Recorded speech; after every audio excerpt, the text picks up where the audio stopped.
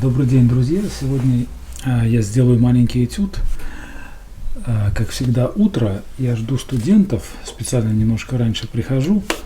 У меня пока нет возможности другой работать, просто по времени нет. У меня есть тут вот буквально часик, там полтора до прихода студентов, чтобы сделать что-то, ну и потом доделать. Этюд небольшой. Вот пока буквально пил кофе с утра, просто набросал в голове композицию простую. Я просто, не просто так решил вам показать, а немножко поговорить о воздушной и линейной перспективе в пейзаже. Вот, на примере достаточно простой композиции. Так вот будет три стога сена, какие-то деревья, какое-то небо, все из головы.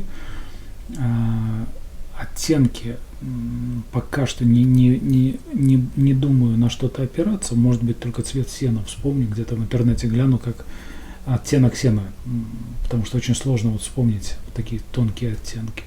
Вот так. А так все остальное из головы. Вот. Простейший сюжет.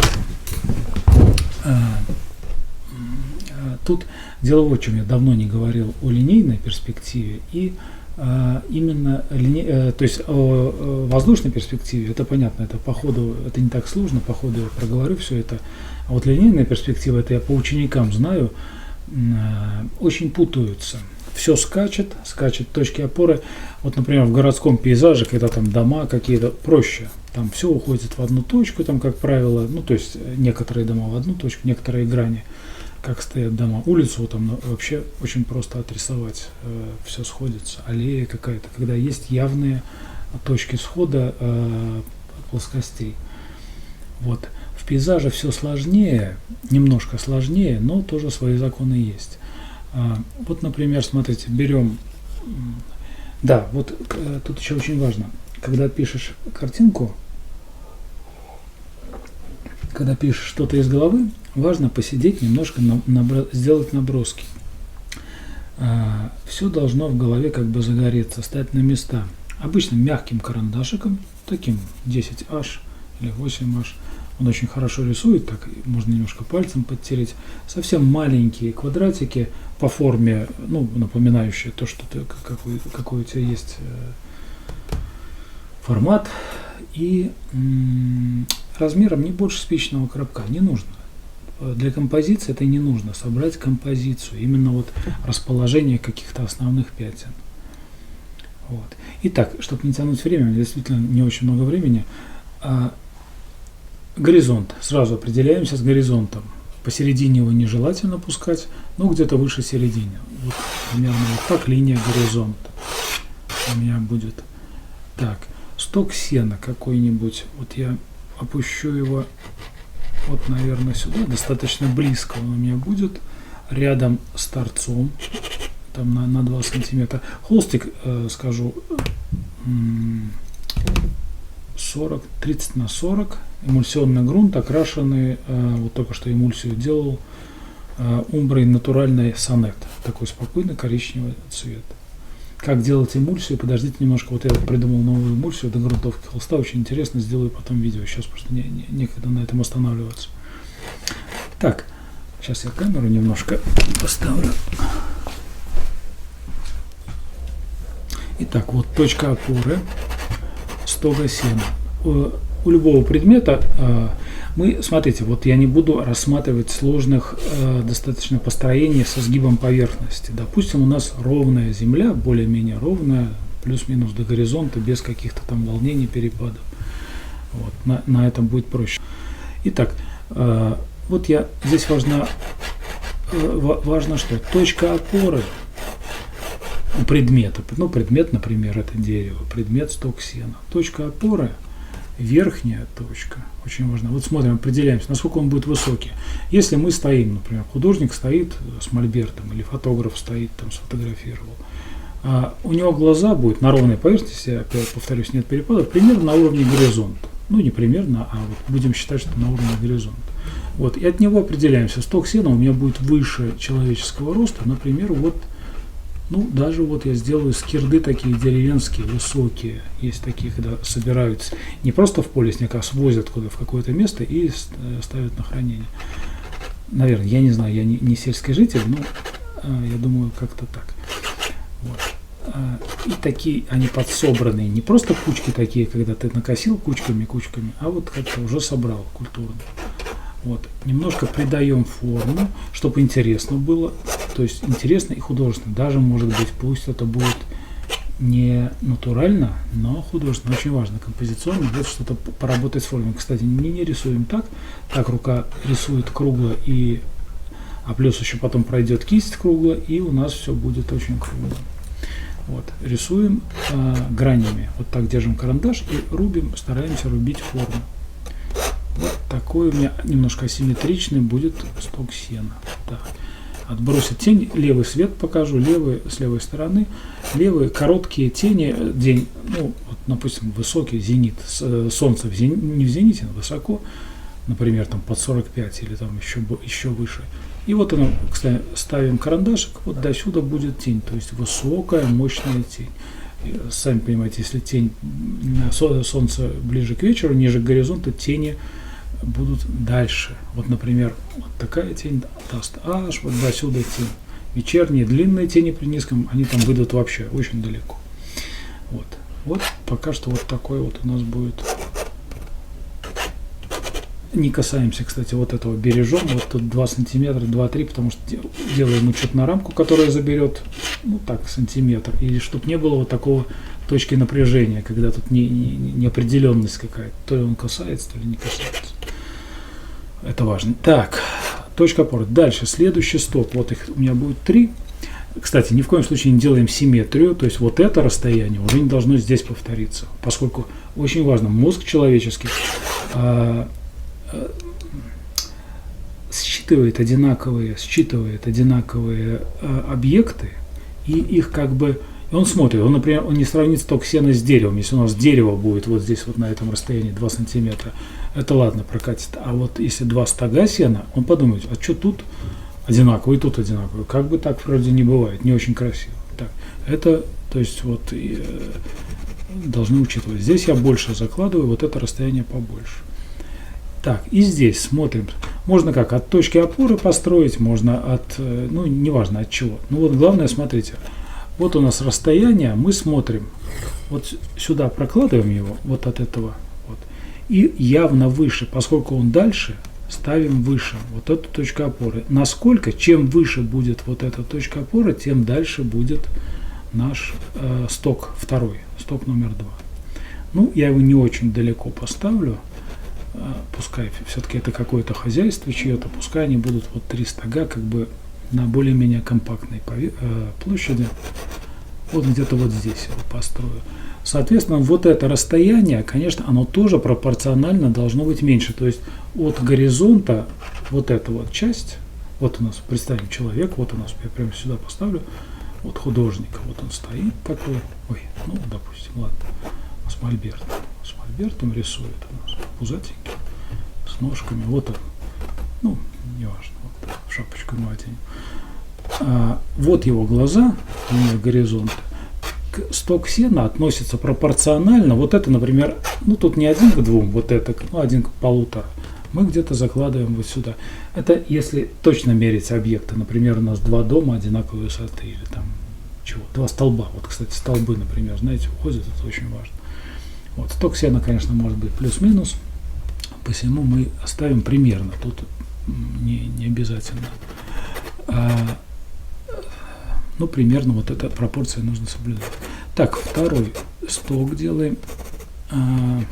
Уже работаем немножко на композицию. Тут важно не просто кучу сена, а вот работать на центр. Смотрите, вот важно, тоже не хочется немножко останавливаться. Есть очень важные точки в картине.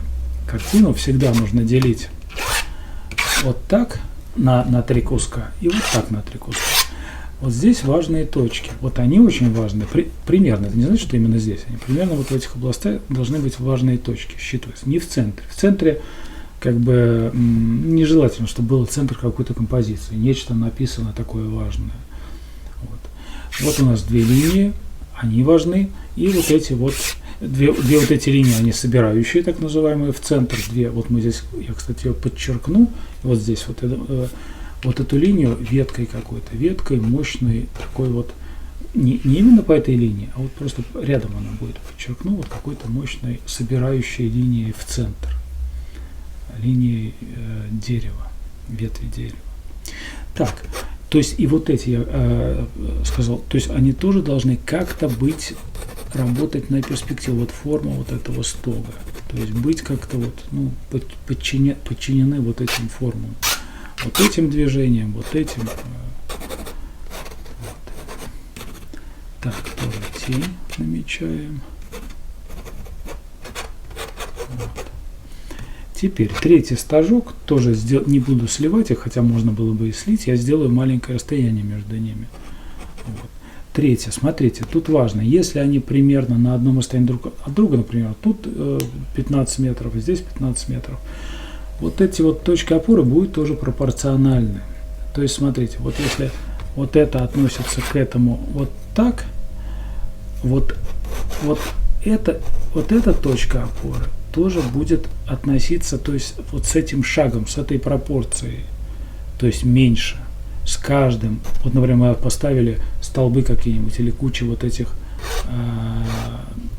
кучки вот этих, вот этого сена вдоль дороги на равном расстоянии, они вот это будут пропорции делиться в математической прогрессии. Я не знаю, что там за прогрессия, но она вот чисто на глаз она берется отлично.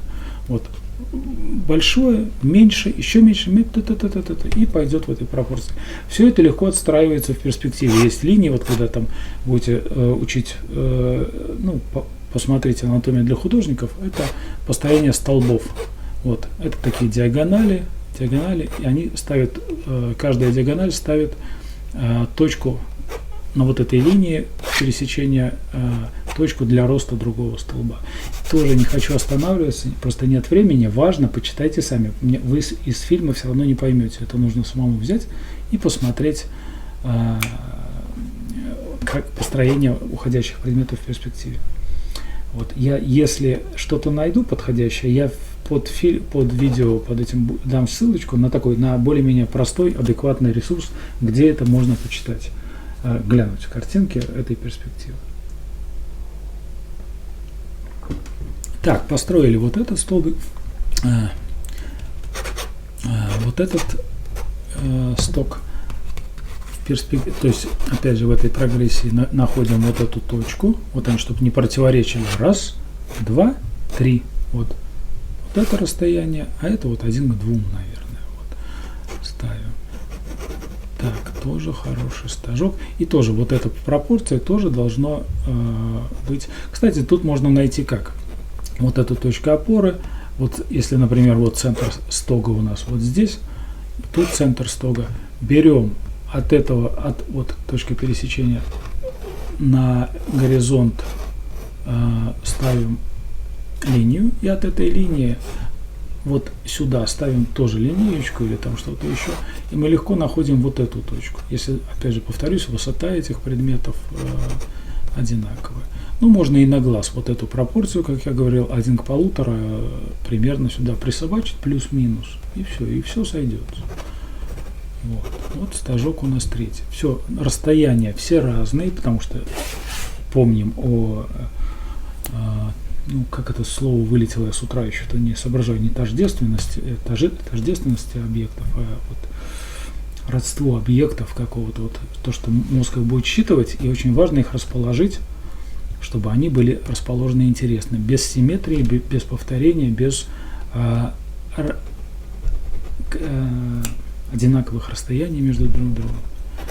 Так, вот тут будет наш стажок, тоже отбросят тени короткие. Потом дерево. Деревья. Вот я хочу темное, вот этот освещенный сток сена, солнышко пущу на фоне темного дерева.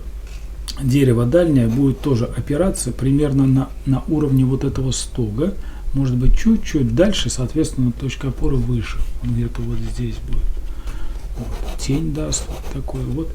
И вот как-то пущу сюда вот эту ветку, такую дублирующую вот эту диагональ, как бы, ну не дублирующую, даже вот так на центр показывающую. Так, потом для воздушной перспективы дам второе дерево, это дерево номер 1 темное. Вот здесь вот также дальнее дерево, тоже беру отсюда расстояние вот, от точки опоры вот этого дерева, переношу сюда и ставлю выше, просто там будет дальше, немножко выше. Соответственно, думаю о горизонте, еще не подходим к нему. Тут у нас там, то есть ниже, конечно, горизонта, значительно ниже. Вот тут будет точка опоры другого дерева, какой-нибудь, ну, не знаю, вот такой вот, не буду его до верха. Вот, и тоже работающее на вот эту диагональ. То есть что-то может повторяющее вот эту вот диагональ. Вот. Вот пускай будет вот такое дерево. Вот. Дальше оно будет послабее, чем вот это, тем более оно более освещено солнцем. Будем солнце слева его больше будет освещать. Вот. И дальше к горизонту, вот не теряем горизонт, можно, кстати, где-то взять, да, отметить, поскольку он тут замажется, ну вот карандаш. Вот я его тут на всякий случай себе помечу, вот где я рисовал горизонт, на каком уровне, чтобы потом можно было найти. Вот. А тут, собственно, на горизонте я опущу каких-нибудь там деревьев, там, я не знаю, чего-то там, дальний лес, грубо говоря, для всего, чтобы вот все это звучало в строе, то есть темное, светлее и еще светлее. То же самое стога. Мощный сток, послабее и слабенький сток. Ну, то есть не то, что слабенький, но более слабыми красками, чтобы показать воздух.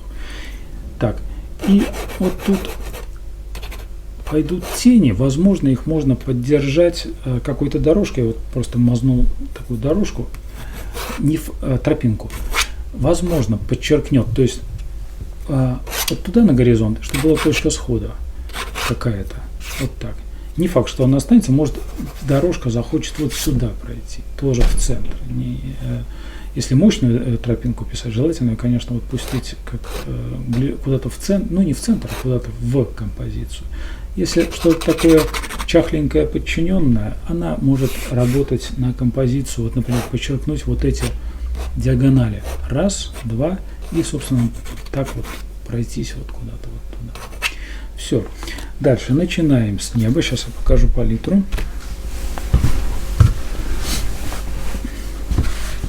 Так, карандаш лишний, желательно немножко смахнуть.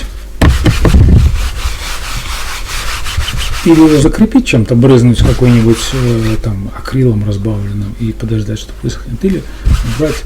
Это нужно для того, чтобы и краски не пачкал светлые, и адгезия была нормально. То есть тут хорошенько намазать грифелем, а этот грифель просто не приклеится там масло. Ну, точнее, будет слабо держаться.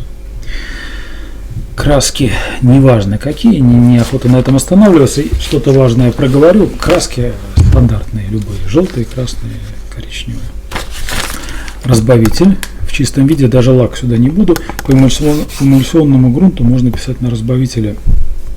Он не прожухнет. Краски особо не жухнут. Так, ножики. Можно, я купил каких-то мастихинов. Можно попробовать ножиком небо набрать. Белила пока густые, не разбавляю. Небо. Так, пишу из головы. Да, ультрамарин уже. Так, ультрамарина не нашел, некогда уже искать. Кобальт. Цирулиум нашел. Цирулиум для неба солнечного вполне себе подходит. Но краска яркая достаточно, и чтобы она не забила, не отвлекала, как бы желательно немножко успокоить. Ну, чем не знаю, чем фиолетовым попробую. Чтобы не было слишком тут синее, тут зеленое, тут еще что-то. Ну, то есть работаем на подчиненном. Небо здесь не главное, от него кусок небольшой, треугольник такой останется. Не нужно, чтобы оно было очень яркое, очень насыщенное, но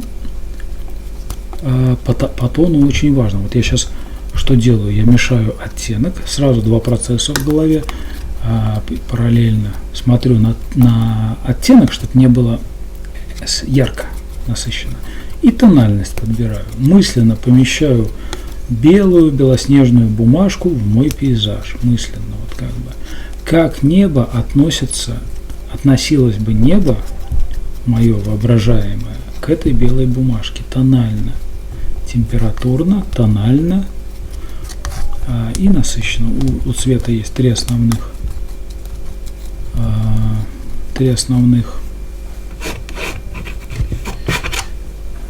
характеристики.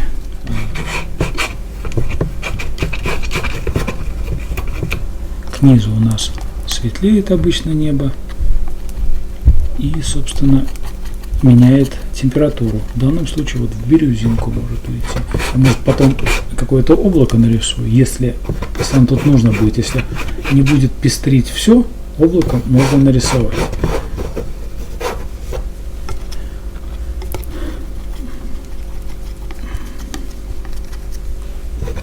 Зачем мастихин, а не кисть? Ну, чтобы что-то происходило в небе, то есть чтобы оно не было плоским. Ну, собственно, я просто мастихин купил новый. Можно все это кистью делать. Даже два мастихина. Вот, хочу попробовать эти формы. Какой-то специфический. Мастихин, повторюсь, не очень много берет краски. Студенты некоторые говорят: о, мастихин, много краски возьмет. Нет, немного, если не ошибаться. Кисть портит. Она, может, разносит и потоньше немножко, если разбавить, но кисть портит краску в плане того, что очень много, когда кистью замешиваешь, грязь идет, тебе нужно постоянно его вытирать, эту кисточку, чтобы менять оттенок. А мастихин вот отжал немножко от палитры, палитру там, или в тряпку, там собрал, уже поменял оттенок. То есть и чище работа идет, и не так. Но повторюсь, опять же, если это в таких нормальных количествах прокладывать краску, если ее, как в особых техниках, вот, очень пастозно прокладывать, конечно, тогда расход больше. Так, бирюза.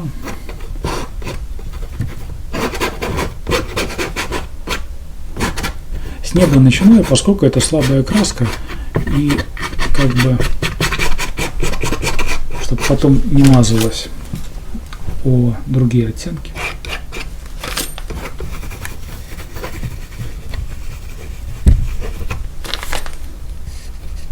Так, вот фиолетовый. Да, кобальт этот ввожу, пробую.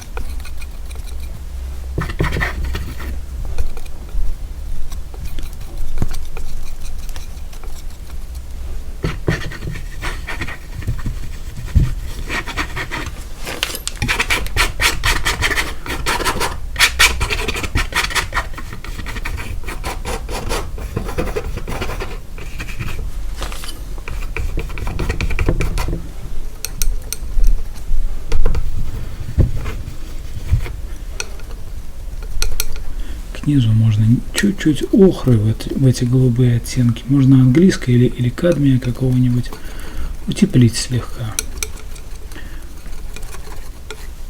над горизонтом неба. Охра, желтая охра, у меня желтая, она особо и не дает зелени в смесях с голубыми. Поэтому можно ей работать. Кадмий желтый, конечно, даст сразу зеленоватый оттенок, немножко неестественный для неба. Тогда уже лучше оранжевым утеплять. Так, вот может какие-то облачка вместе сразу сделаем.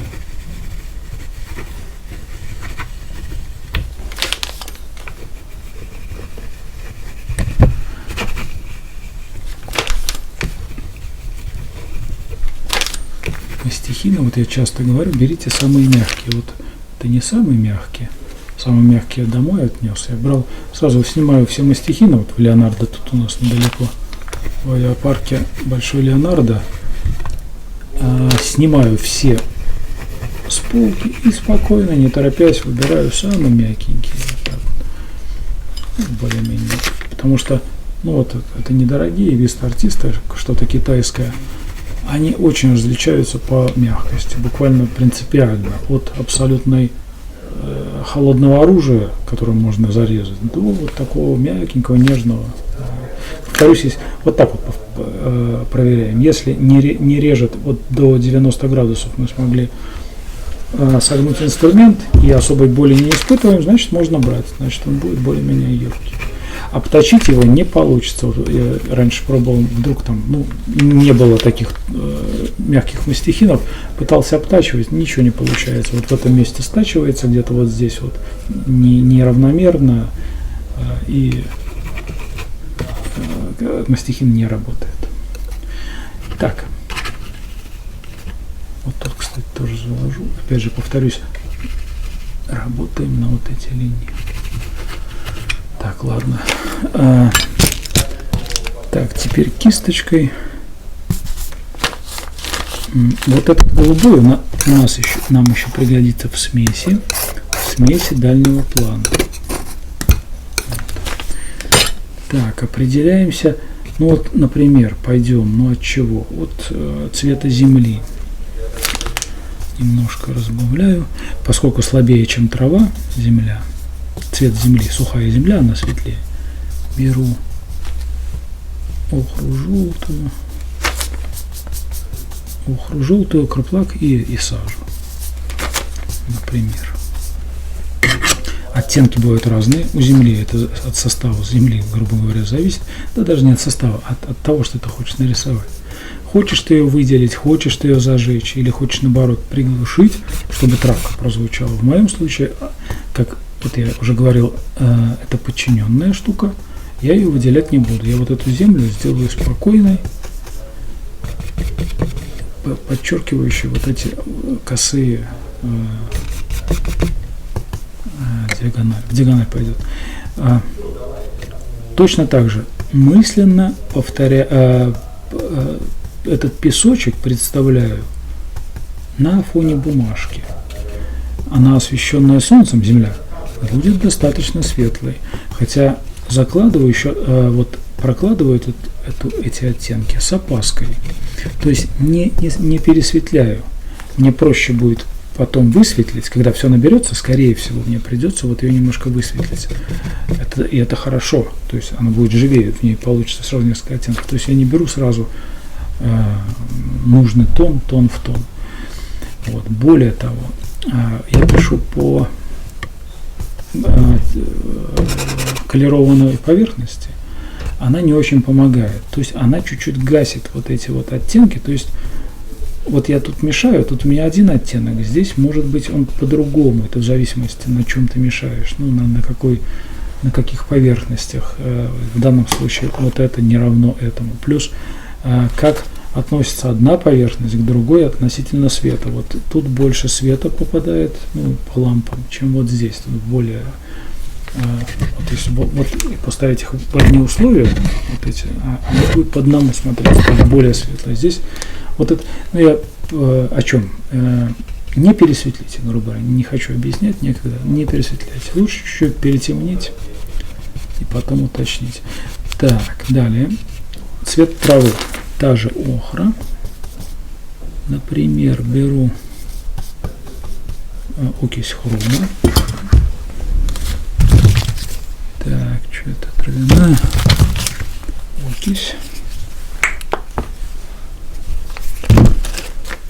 И точно так же смотрю, сразу два процесса включаю. Мешаю тональность и насыщенность. Ищу вот этого. Относительно, уже, кстати, относительно даже не только вот этого белого, а еще относительно вот этих вот замесов. Как вот можно представить, как вот эта трава относится вот к этому небу, грубо говоря. Это раз.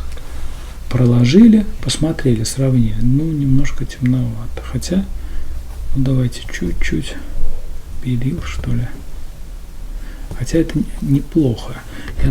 Нет, наверное, я все-таки проложу сначала вот такие мощные теневые.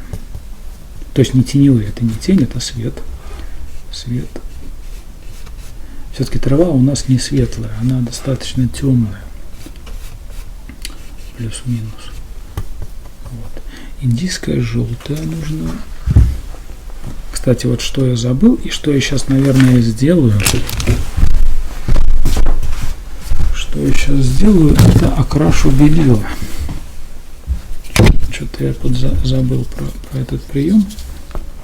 Вот у меня индийская. Поскольку я пишу теплый теплый день можно чуть-чуть окрасить базу. Базовый цвет, ну не базу, а белил. То есть вот этот оттенок легкий, не очень такой темный. Он будет немножко объединять все. Будет объединять вот эта подкладка плюс белила. Это хорошо. И, кстати, это тоже как и охра, индийская желтая не дает с голубыми зеленых оттенков. Вот как видите, они такие, ну может и есть в зеленую, конечно, сторону уход, но такой не фальшивящий, не режущий глаз. Так, вот сюда я добавляю немножко индийской немножко для напряжения желтого. Охры чуть-чуть не хватает вот силы, хотя прекрасная краска, но она так чуть духловата. Хорошая краска, отличная. Вот для солнца, чтобы показать солнце, она чуть-чуть слабенькая. Так, вот мазочком ищу вот этот оттенок. Повторюсь, пишу из головы. Очень полезно. Кому трудно, можете поискать какие-то оттенки в живописи или в фотографии, но очень важно сначала собрать композицию, нарисовать тень, вот все посидеть, и только потом найти себе референт какой-то цветовой по цвету. Взять какой-нибудь там Левитана, открыть там, или я не знаю, что там, Шишкина там, у кого что любимое по гамме, у кого какой художник, ну или просто подходящую картинку. И все, у тебя композиция уже сложилась, а ты оттуда берешь только оттенки. Вот. Это у кого трудно с фантазией. У меня тоже, кстати, не очень хорошо. Я буду, скорее всего, с тага вот эти, что-то поищу, наверное, стажок какой-нибудь. Вот. То есть подобрать простые оттенки неба, оттенки там дерева не очень сложно. А вот тонкие оттенки такой прожухшей травы или там тем более сена, вот это уже так не просто. Вот. Коротенький мазок. Так, охра.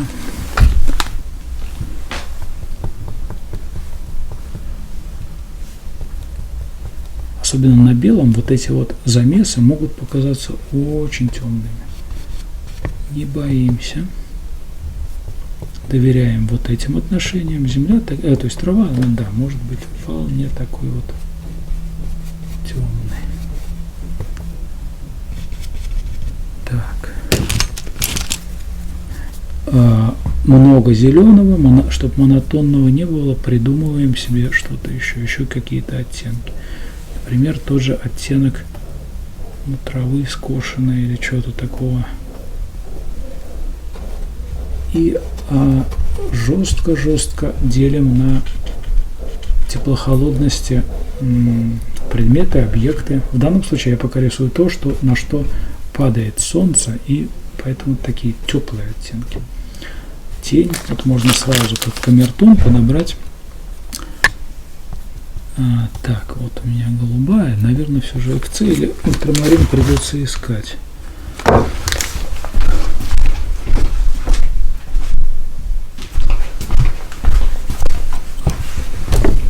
Так, ультрамарин, можно FC не такое красивое, конечно, краска, но тоже хорошая. Так, FC, беру что-то зеленое, вроде вот здесь осталось у меня, вроде зеленый FC или изумрудный, и смотрю, как относится вот этот замес вот к этому световому, то есть насколько темнее, насколько холоднее и насколько, чтобы не чужеродное было. Все-таки это тоже трава, но в другом освещении, там освещение, грубо говоря, вот этого голубого неба, чтобы она все-таки родная была, вот этой краски, не была чужеродной. Смотрим, проверяем. Так, не теряем точки опоры. Ну вот так пока что. И да, очень важно учитывать освещенность того места, где ты рисуешь, чтобы не перетемнить. Я вот много раз ошибался с этим местом. Сижу в таком достаточно освещенном месте, лампа мощная. И здесь светло, то есть мы ее видим хорошо. Вот прикрою немножко руку, или там, ну, или вот так вот я картину обычно ставлю и смотрю, чтобы вот это не почернело, чтобы не было, вот это место не превратилось в очень темное место, чтобы не было перетемненности в работе. Так, вот эту тень кладу сюда, чуть-чуть добавляю белил, да, эту же краску добавляю сюда. Еще чуть-чуть добавляю уже небесного оттенка, ставлю тень сюда. Что произошло? То есть я уже работаю с воздухом. То есть вот эта тень не равна этой, это не равна этой, а тем более вот это не равна этому. То есть вот это у нас будет, поскольку ближе к нам, темнее, то есть, ну точнее, даже так скажу, вот это темное, про вот эту скажу, вот это должна быть светлее, Б голубее, холоднее. В частности, воздух, наш голубой воздух, пространство, все немножко, как пленочки, дадут легкий оттенок с каждым, грубо говоря, метром пространства дают. То есть вот эта тень, как через такое голубоватое стеклышко, будет смотреться. Не так утрированно, конечно. Это все-таки до этого стога, ну сколько, вот если это там в 10 метрах, в 5 метрах, вот этот будет там в 20, там, не знаю, метрах, это в природе вы почти не почувствуете, чуть-чуть. Но художник должен это почувствовать и дать вот эту небольшую разницу. А тем более, когда ты работаешь с ближним объектом и где-то дальним. Вот у нас вот это дерево будет отличаться от дальника, ну, кардинально. Вот. То же самое светов касается. Свет у нас вот здесь насыщенный, ну, свет в данном случае насыщенный, теплый, более теплый. На дальнем плане он более воздушный, он тоже остается теплым, но холоднее относительно вот этого. Вот здесь камертон даю, вот, смотрите, вот такая разница. И вот эти уже оттенки, вот даю, чуть более холодные, такие же светленькие, в принципе, по тону. Что дает пространство? Пространство скрадывает очень сильно воздушная перспектива, так называемая. Она скрадывает и тени, и свет. То есть тени становятся светлее, как правило, голубее. Есть исключения, не парьтесь пока что, пока вы такие состояния писать у вас вряд ли получится, когда есть пыльные бури и так далее, там все по-другому немножко устроено, снежная буря, туманы немножко по-другому. В обычных условиях тень станет светлее и голубее в цвет неба. Свет станет, светлые участки, они по идее чуть темнее станут, чуть-чуть темнее, и тоже в голубой оттенок. То есть сблизится. Вот для тени светлее станет, вот эта тень станет светлее, голубее, свет станет чуть темнее и тоже немножко с голубым оттенком. Вот. Это воздух, влияние воздуха. Так, далее. Так, уже ввожу кадмий. Поскольку солнце рисую, краски достаточно насыщенные. Вот я в прошлом уроке, по-моему, показывал, как можно написать одной охрой, все буквально, ну почти все. Но тут хочется такое напряжение красок, и уже поэтому на первом этапе прям сразу ввожу достаточно мощные краски. То есть кадмии, кобальты и прочие разные. Так, дальше, смотрите, тут у меня будет небо, подчеркнет вот этот сток, отчеркнет, то есть контраст я хочу поставить, работаю на контрасте. Темное дерево, здесь тоже желательно какую-то или тень пустить, или что-то, чтобы тоже выделить этот сток. Вот, беру зеленые, тоже немножко гашу, чтобы не было открыточности. Через траву, нас все-таки не только травку мы видим землю под травой, даже на расстоянии она будет тоже влиять. То есть зеленка вот эта не будет яркой, не очень яркой. Вот. Так, тут какая-то тень будет.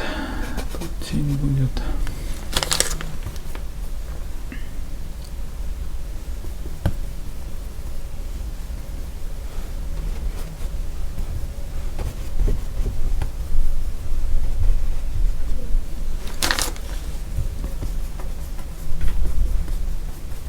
Вот уже фиолетовый, я просто пробую, уже много зеленого на как сказать, случайные оттенки еще.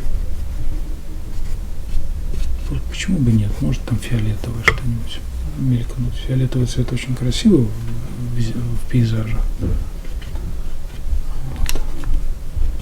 Дальше. Да, вот здесь вот на грани, на соединении травы и земли всегда есть теневая.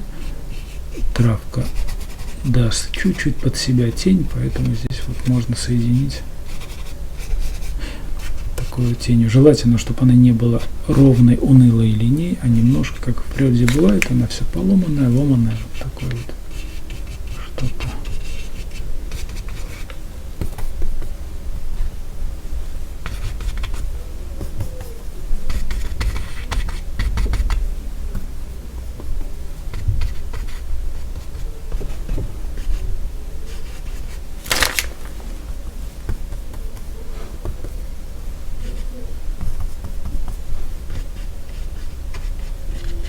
Мазочком, никаких растираний. Это не так долго забить мазком. Работа начнет дышать и вибрировать, если ее не заглаживать, не выглаживать, по крайней мере на этапе набора краски, пятен.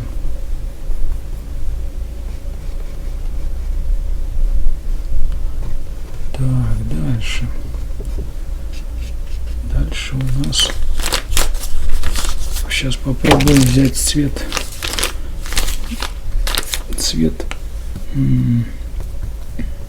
стога сена. Понятно, он не зеленый, но все-таки производная зеленого. Грубо говоря, очень пожухший зеленый. Охра, умбра санековская, кстати, такая вот хорошая краска. Так, посветлее немножко.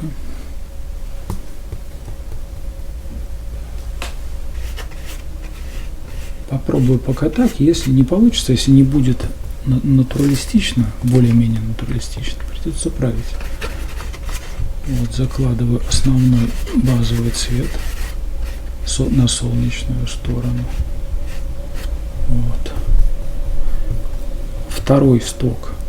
Уже чуть-чуть беру голубого. Чуть-чуть вот в эту же краску. В этот же замес. И ставлю сюда. В третий еще чуть-чуть больше. Вот так вот механистическим путем пробую показать воздух. То есть вот они два достаточно по-разному смотрящихся цвета. Вот он, голубой. И чуть, ну не светлее, но вот он не должен быть светлее, но голубее он должен быть. Чуть-чуть с голубым оттенком. Так, теневых, ну или точнее средний тон беру. Больше умбры, охра.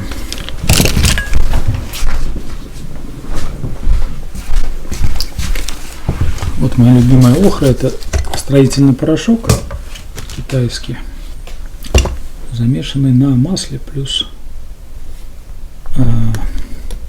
воск. И под водой, чтобы все это дело не сохло. Вот отличная вещь. Нет времени снять все, обещаю, да как-нибудь сниму, как это делать. Очень хороший пигмент. Ну, по сути, единственная краска, которую я еще делаю самостоятельно. Раньше я много делал, сейчас вот осталась охра. Поскольку охры мастер-классовские, там какие-то еще, меня как-то не сильно устраивают. Они не очень яркие. Вот это немножко более насыщенно, кроющая сила очень хорошая. Вот, хорошая краска. Так, умбра, охра. Так, вот, беру умбру. Средний тон.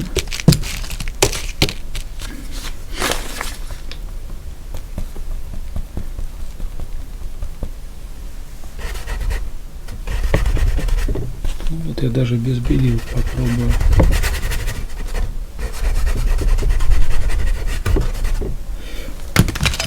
Побольше инструмент.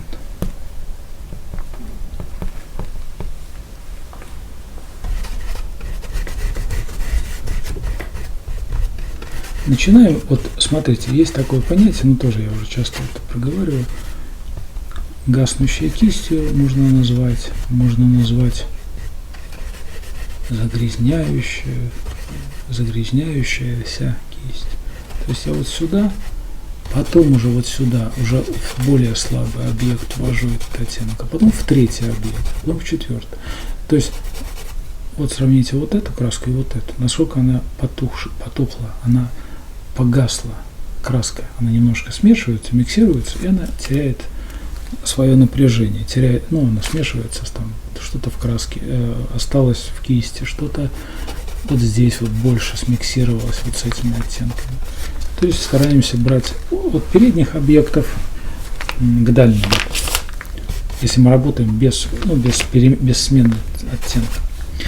Так, теневые. Беру сразу голубой, ультрамарин, наверное. И так достаточно темно с умброй. Пробую. Особенно голубой нужен вот в этих плоскостях, вот в этих. Более обращено к небу. Тут тоже будут голубые оттенки, но с примесями зеленого. Вот эта плоскость, если брать сток сена, какой-то участок как плоскость, она тут и небо влияет, и отраженный свет дважды рефлексируем, точнее трижды рефлексирующий, то есть от солнца отрефлексировал голубой в небе, то есть все освещено солнцем. Там голубой дал рефлексы, голубой дал свой рефлекс на вот эти зеленые оттенки и ударило сюда. Вот как бы все взаимосвязано, все освещено отраженным светом. Вот это тоже не свет, это отраженный свет солнца плюс сам источник, в нашем случае что-то умбристо-охристая трава. И оттенок пожухшей травы, сена, плюс цвет солнца. А здесь то же самое, плюс цвет неба. Вот так нужно себе представлять. Тогда даже из головы можно составлять достаточно сложные, в данном случае пейзажи, натюрморты. Так, вот этот голубой цвет. Возможно, его придется усилить, утемнить, или высветлить потом. То есть пока все не забито, когда работа не раскрыта, грубо говоря, пока не очень понятно все. То есть, скорее всего, буду уточнять все это. Это еще не точно. Вот. Но когда это не точно, я, по крайней мере, я всегда с опаской отношусь к светлым краскам. Лучше я перетемню, чем потом мне придется это делать. Вот. Сначала чуть-чуть больше в темной гамме работаю, когда не уверен в точности оттенка. Так, вот второй. Уже с воздухом, уже чуть больше, например, той же охры, или даже белил можно чуть-чуть дать, чтобы чуть-чуть погасло напряжение. Тут не было практически белил. Здесь я чуть-чуть дам белильности какой-то. Так, зеленого что-то много у меня. Так, вот и все время сравниваю. Живопись — это процесс сравнения, постоянный процесс сравнения. Или взглядом, или даже вот так сравнить можно, чтобы вот работать по тем правилам, о которых я вам рассказываю. Так, и третий сток уже явно с голубым оттенком. Вот, и сравниваем, как этот оттенок относится к этому. И к этому, соответственно, чтобы он был у нас в правильном ключе. Так, дальше. Мне нужно взять вот эту темноту мощную. Темноту дерева. Отмываю кисть от белил. Можно взять еще одну кисточку. Можно. Да, наверное, возьму. Так, там темнота такая определяющая, недалекое дерево, и оно, внутренние тени у него темные. Можно взять что? Наверное, Марс коричневый. Можно умбру ленинградскую, можно Марс коричневый немножко темный, прозрачный, он немного более цветной, более теплый. Так, и голубая ФЦ, как рабочий цвет, очень хороший и надежный, в отличие... Так вот, голубая ФЦ более надежная, химически надежная в сравнении с ультрамарином, который дает разные, там могут последствия быть. Ультрамарин вообще лучше не мешать ни с чем, кроме, может, там белила, может, какие-то там краски. Смотрите, таблицы, есть таблицы такие в интернете, с чем можно мешать ультрамарин, с чем нельзя. Причем каждый ультрамарин каждого производителя немножко там, на форумах реставраторов я там сидел когда-то, они там по-разному все ведут. Вот, смотрите, беру вот эту темную краску, почти черную, она по сути черная, там и есть, сравниваем с черной, практически черная. Вот. Попадает немножко белила сюда от этого, ну ничего страшного.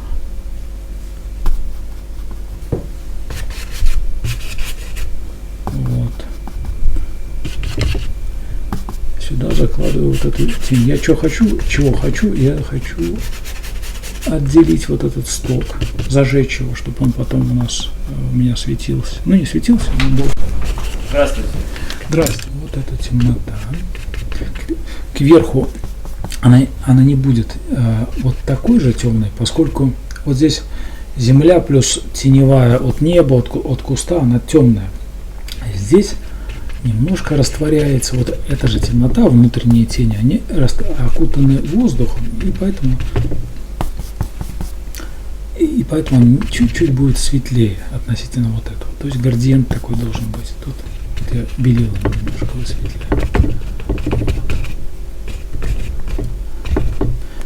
Вот здесь и снимаем лишнюю краску.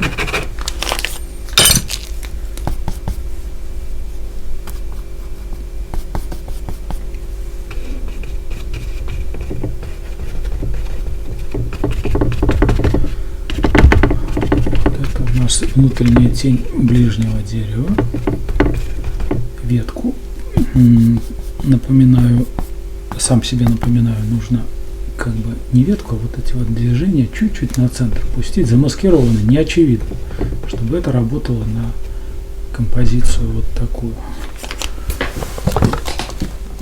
Так, где у меня тут? Да, можно, наверное, пустить и сюда вот это вот, чтобы пущу вот это же дерево, ну, как бы вот эту вот массу сюда. Для чего? Чтобы прозвучало хорошо ближний свет с дальним планом, чтобы была разница. Опять же, для воздуха, для подчеркивания перспективы воздушной.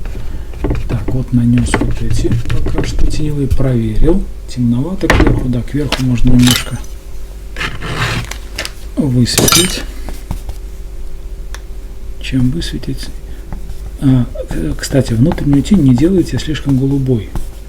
Голубой может быть наружные вот эти теневые листья, а внутри там нечему голубить. Там не такое большое влияние голубых оттенков небесных. Там скорее друг на друга зелень рефлексирует внутри, но не ярко, поскольку это теневая, и там такое серо-зеленое что-то. Можно в зеленые оттенки красного добавить, чтобы погасить насыщенность зеленых. Вот, как-то вот так. Тоже мазочком, без растирания. Потом я лишнюю краску все это выберу.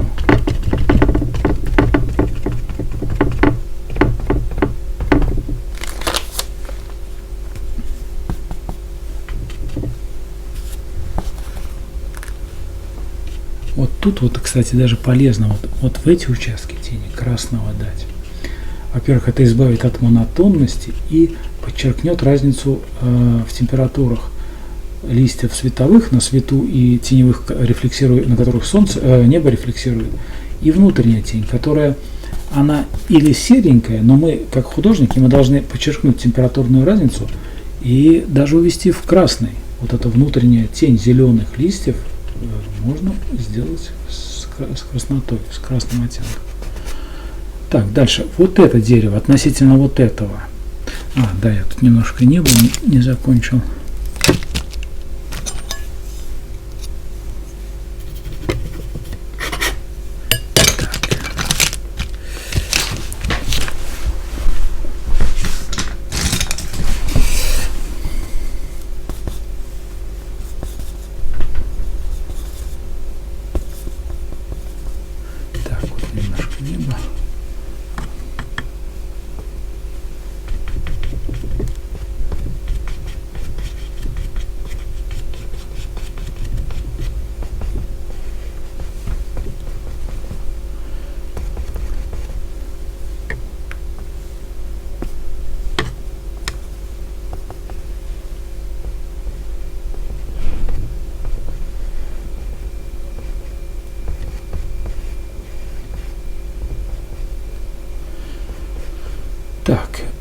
Вот под небо оставил пятачок.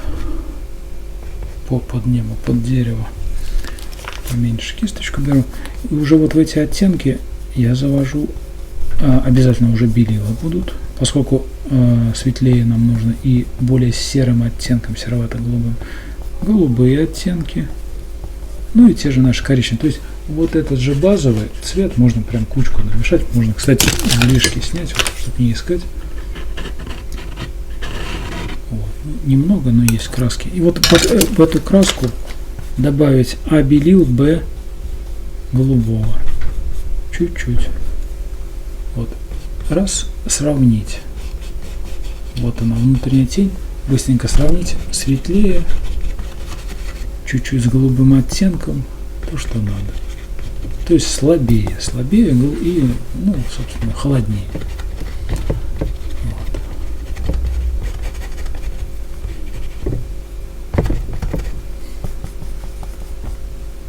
Так, тут тоже работаем на вот эту диагональ.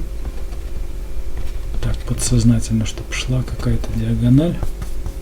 Желательно. Не обязательно, но желательно. В центр картины, из угла. Так, вот немножко симметрично обнимает дерево сток. С этим нужно что-то будет делать. Это не очень хорошо.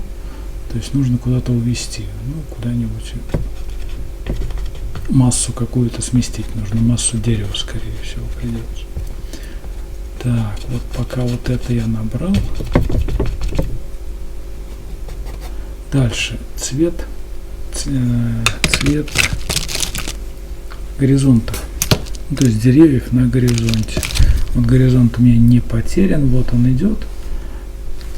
Там будет какой-то у меня то ли лес, то ли дальничек. Тут уже берем чисто голубые краски, небесные. Вспоминаем, на чем работал цирулиум. И сюда вот этого зелененького немножко дать.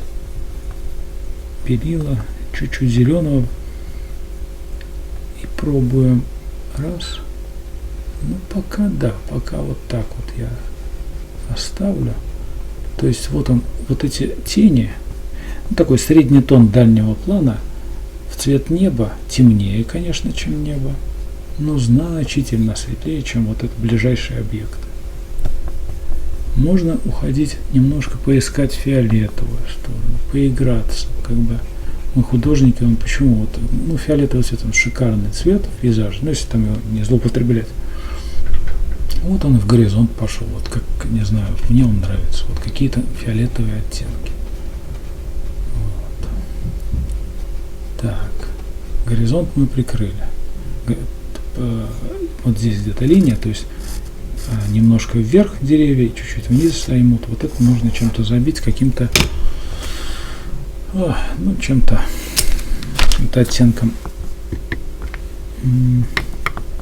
Вот чем не очень хорошо из головы рисовать, фантазия у нас, конечно, так не очень работает. В природе там что-то такое будет. Обязательно будет отличающийся от вот этого. Всегда. Каким-то оттенком своим, еще чем-то. Может, там предметностью какой-то, может, там деревья пойдут, там, то есть эти дорога или там поле какое-то, там рожь какая-нибудь вырастет. Вот. Рожь. Ну, давайте можно попробовать. Все-таки дело осеннее, скорее. Рожь уже у нас желтым оттенком, не зеленая. Значит, можно попробовать рожь какую-нибудь нарисовать. Охра желтая усиливаю чуть-чуть кадмием желтым темным.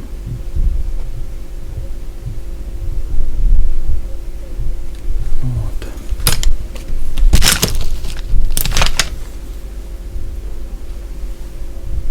Так, отрезать друг от друга обязательно планы.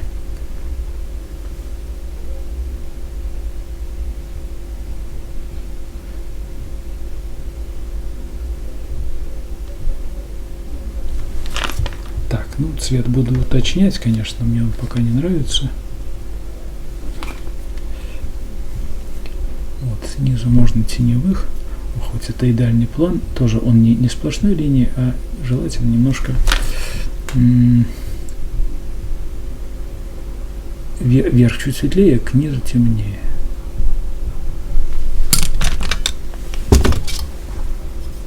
Излишки краски аккуратненько снимаем. Снимать, повторю, лучше всего снимать краски овальными мастихинами. Вот этой рыбкой, или как это называется, овальной. Он не дает краевого следа, краевой царапинки такой. Будь это какой-нибудь такой мастихин, он даст немножко край где-нибудь. Вот линия такая, она заметна достаточно. Вот это снимает так, ну, более-менее без такой линии. Так, излишки краски я снимаю. Я, наверное, сейчас все это дело промокну, чтобы у меня эти подкладочные краски были тонкими. Да, кстати, мастихин хорошо делает вот эти всякого рода случайности.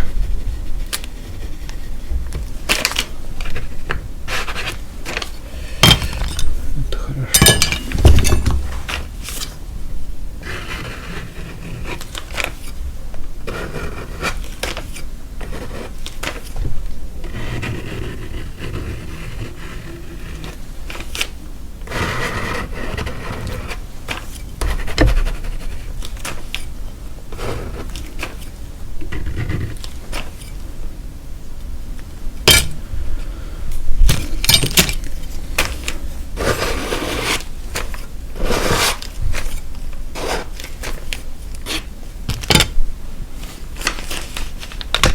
Так, вот у меня, прежде чем промакивать, забить хочу оставшиеся пятна. Смотрю на колорит, хочется и светлого чего-то, и темного нужно. Вот тут светло, хорошо, я не знаю, чем вот хочется светлого, не знаю почему, что-то светлого подобрать оттенок, а что-то может быть светлое, то ли земля.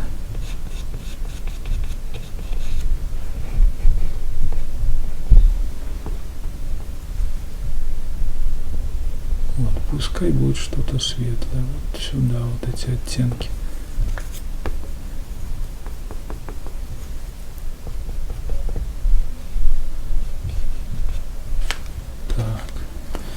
Так, и, наверное, все-таки забью вот этот угол. Нехорошо смотрится, как-то дерево.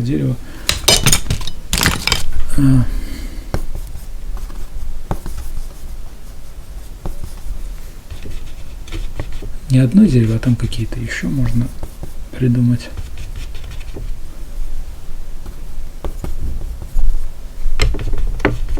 Не зеленые, особенно начинающим, совсем начинающим обращаюсь.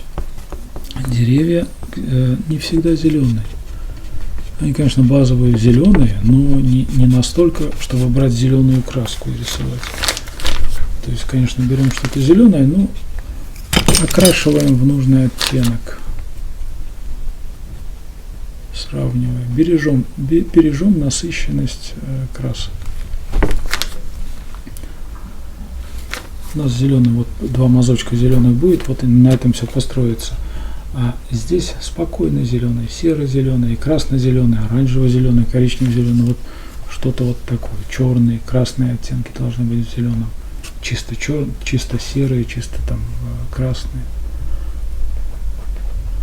Так, тень забыл от вот этого дерева.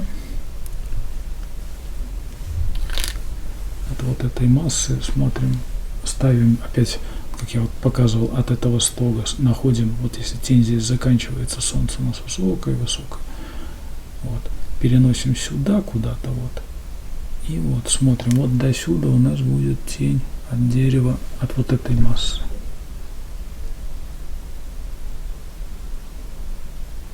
Вот, так, здесь теневая.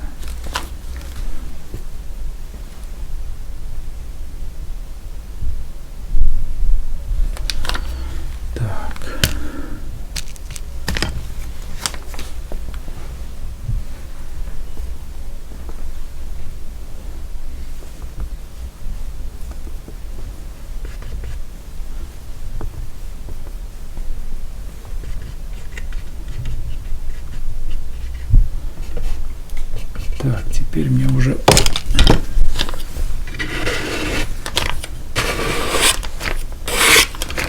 очень хочется все это промокнуть. Повторюсь, А русские краски, российские, это мастер-класс почти все, они очень жиденькие, перемасленные. Неудобно работать. По-хорошему их желательно обезмаслить на бумажке, на какой-нибудь, на картоночке, потом сначала на картоночку вот так вот сделать, масло уйдет в картонку, потом снять, положить на палитру. Вот. Почему так происходит, не знаю, они все разные, одна жидкая, вторая густая, неудобно работать, иностранные краски получше, у них с этим получше, у них это все, гомогенность вот эта вот так называемая, она одинаковая и не так промаслена. Вот это вот то течет, то вот, отличная краска, но соплеет немножко. Пигменты, повторюсь, мастер-класса отличные, а вот количество масла и, собственно, разница в гомогенности очень большая. Неудобно работать. Поэтому, что делать? Надо или писать на грунтах типа Гесса, чтобы вытягивал, но тогда матовая живопись будет. Или вот так вот выделываться с картонками, с бумажками и с промакиванием. Так, ладно. Вот, промакнем. Так, берем. Снимем лишнее масло. Особенно по теневым. Вот тени должны быть тонкие.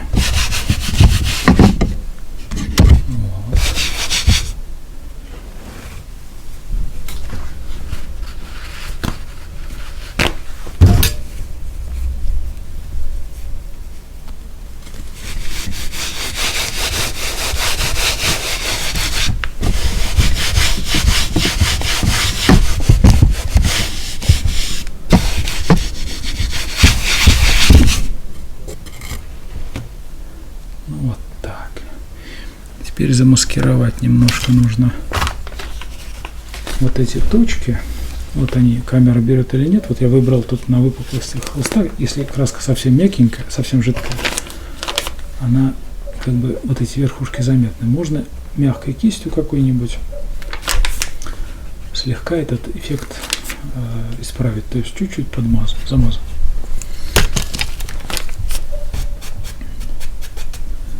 Так, где у меня мягкая кисточка? Вот.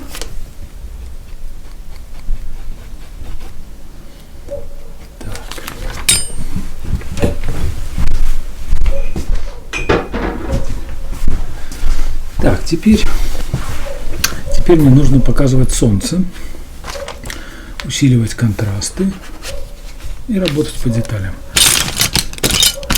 Сейчас уже нужны более мягкие кисти, желательно. Опять же, повторюсь, связано с тем, что краски очень мягкие. Вот они промасленные, по ним не очень удобно работать, все скользит. И то есть нужны мягкие кисти, чтобы не поднимать старый слой, не старый, а вот этот нижний слой. Так.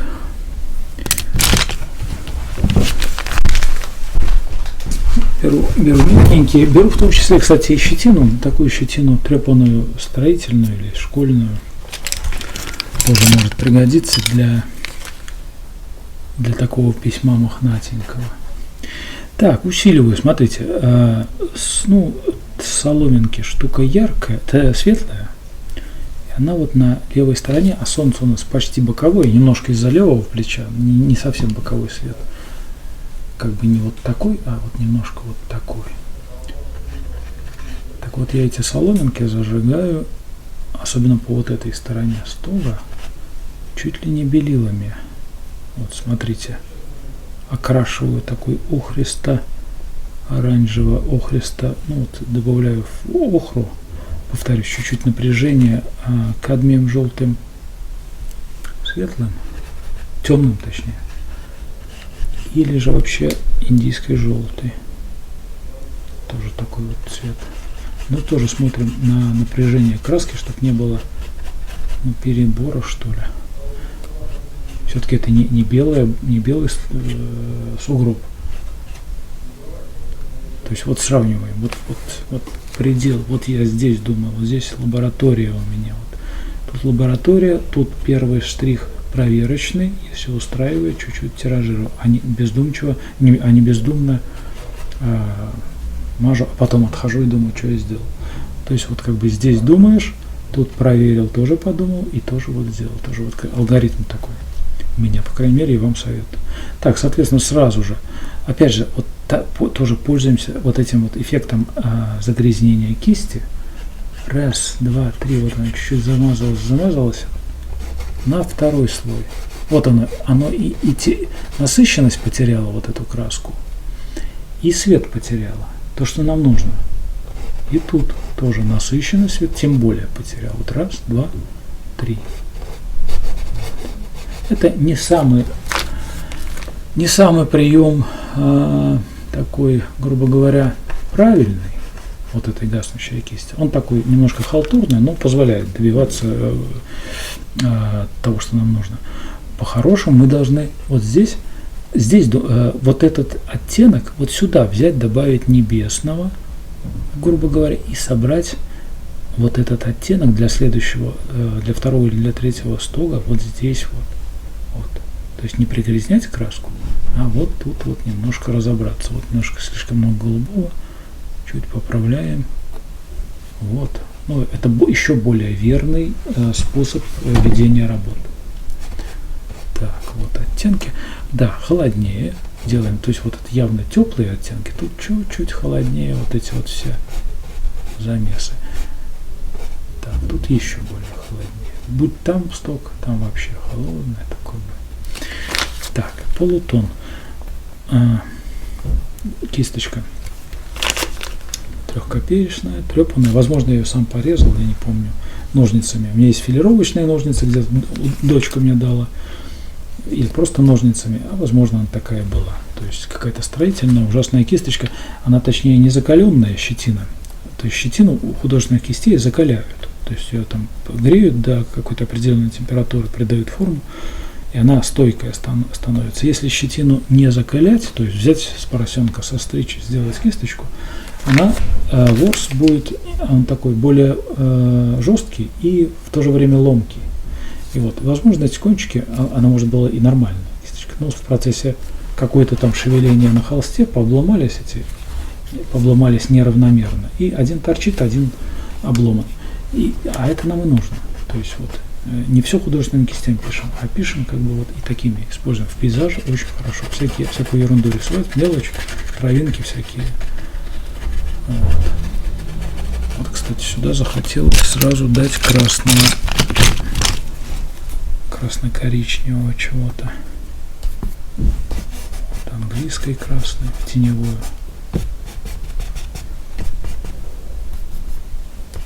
Там его может и не быть в природе.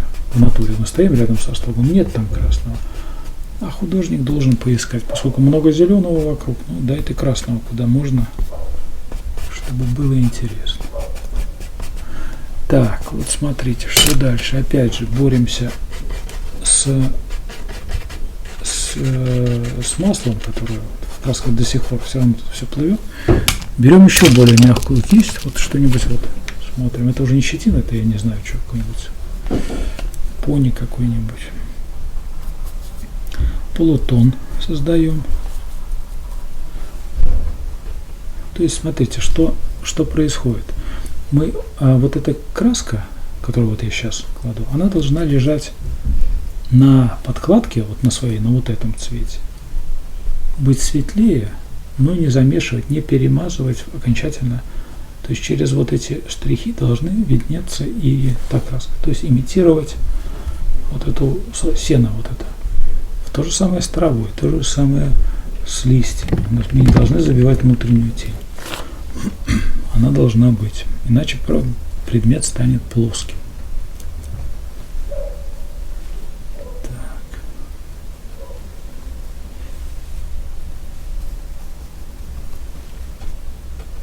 Да, вот даже зеленый ввожу немножко. Тем более в дальнем может быть зеленый оттенок, пойти голубой плюс желтый дает такой легкий зеленцу, можно вот сюда, да.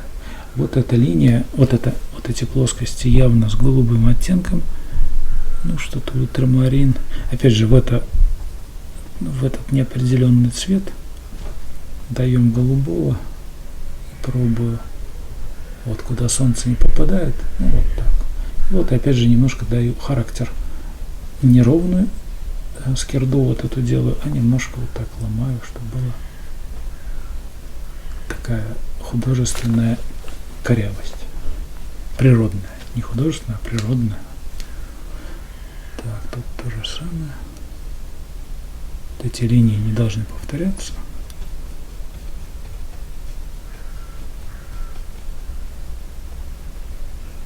Вот. И, кстати, не забываем, мы не один объект пишем, а желательно сразу вот эти краски, если они где-то у нас на кисти остались, можно чуть-чуть раскидать и в окружение, еще куда-то. Это и быстрее такой вид работы, такой способ работы ускоряет работу и, главное, делает связки более живописными, что ли, более связанные картины, связанные оттенки. Нет, пропадает эффект такой вырезанности каждого предмета отдельно, а все немножко растворяется, соединено. Опять же, для рефлексов. Вот этот рефлекс, можно прямо отсюда эту краску брать и сюда мазочек сделать, чтобы была связка, был рефлекс. А так оно в природе будет. Вот этот цвет здорово повлияет на вот эту рядом лежащую плоскость, если можно назвать сток сена плоскостью. Можно назвать. Хоть она и абсолютно как бы матовая, но она состоит из соломинок, которые каждая соломинка, она все-таки возьмет рефлекс и от неба, и от травы. Так. Дальше.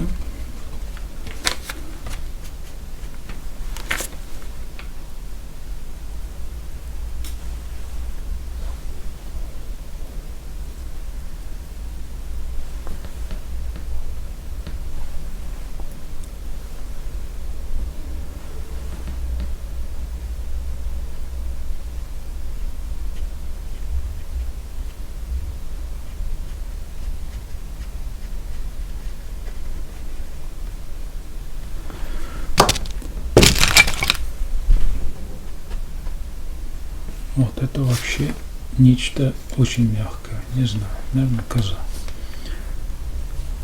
Школьная какая-то коза. Вот я забил тут, кстати, теневую. Немножко блекло смотрится, придется добавлять, наверное.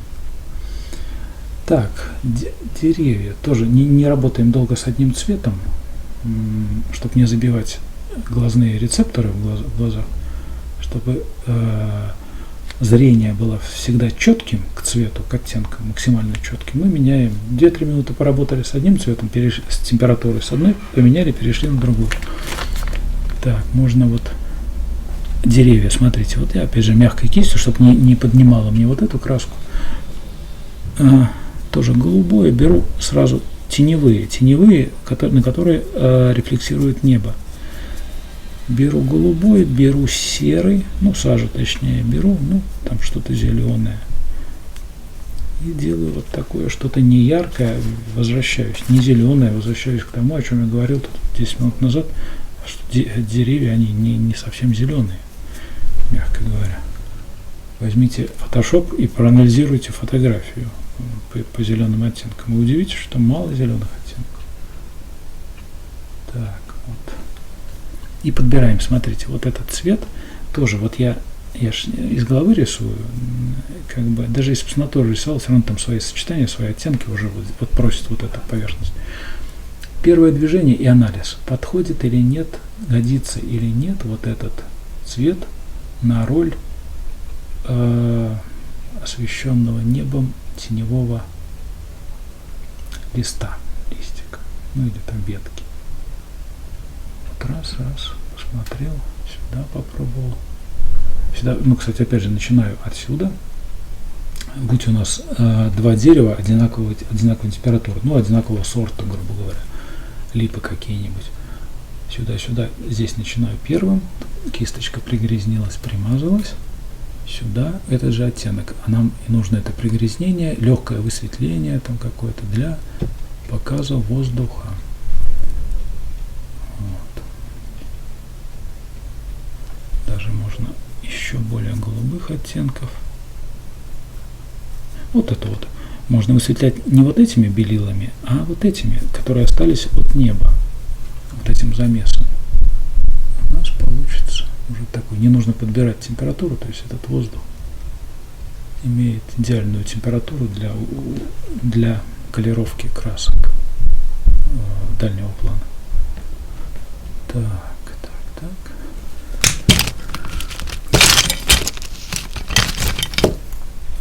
Так, к низу все же потемнее немножко возьму.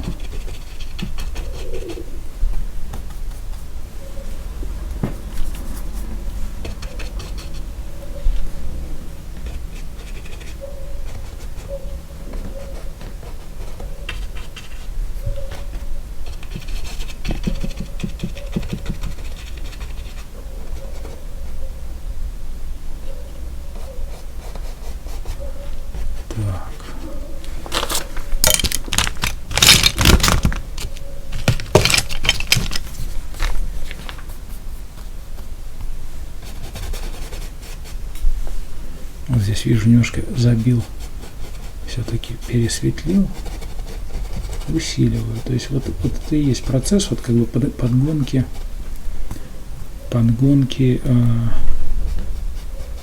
под общее. То есть не посмотрел, ну да, немножко высветлено относительно всего. Взял, немножко поправил.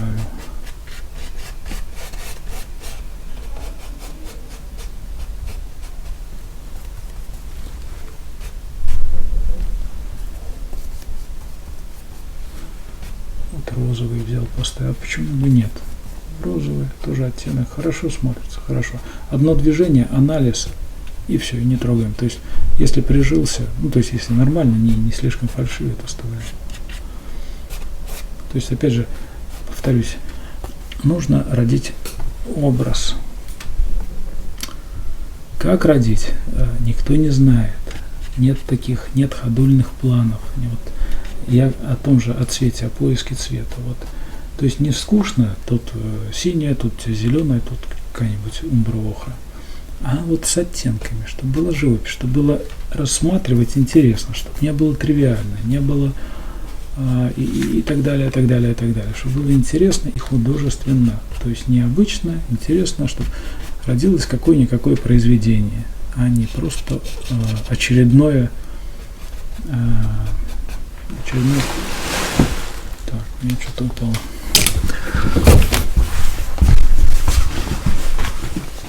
Вот, а чтобы не родилось что-то такое, опять же, очередное, проходное. Мы должны искать, мы должны ошибаться, но лучше ты ошибись, помучайся в муках творчества, подумай, голова должна кипеть прям. Рождаться новые как бы нейронные связи в голове. Это не очень просто. Это не когда идешь по проторенной дорожке, берешь что-то, срисовываешь или когда-то что-то ты нашел, и это же лупишь эти же приемы. Это мало интересно. Это удовлетворение не принесет. Так, световую сразу. То есть делю предмет дерева на свет-тень. На свет и тень. Также пробую оттенок. Тут этот зеленый будет явно теплее. И, понятно, не такой насыщенный, как трава, кстати. Вот.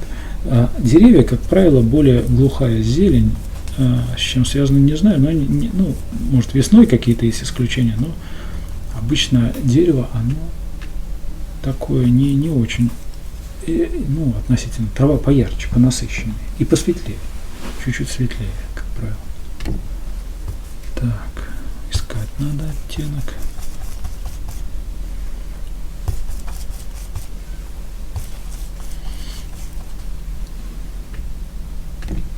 Вот анализ первый.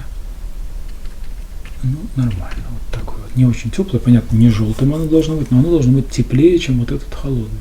и светлее до нужной степени. Использую строительную кисточку, можно мазочком, можно отдельной кистью вообще рисовать. Одиночной, то есть маленькой тоненькой кисточкой. Как работать большой кистью, если у вас вот такая большая, с градиентом? Желательно, ну, чтобы было на кисточке разных сразу два вида краски. Ну, то есть темнее, светлее, чтобы не было монотонно унылый мазочек, штамповка. Вот.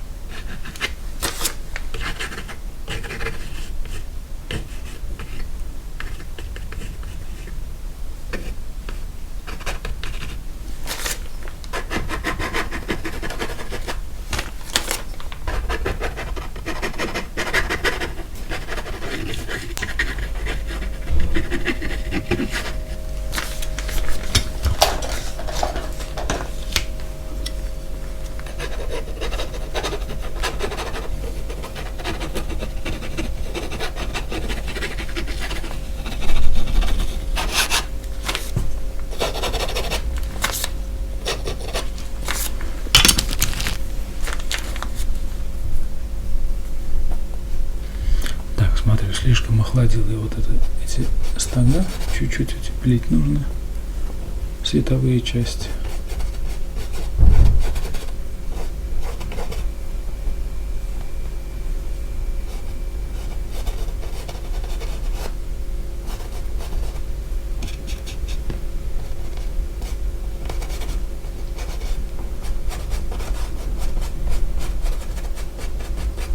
Вот царапаю холст. Он у меня колерованный, как вы помните, и поэтому вот эти царапки, они не режут взгляд, будь снизу белый. Там бы было немножко жестковато.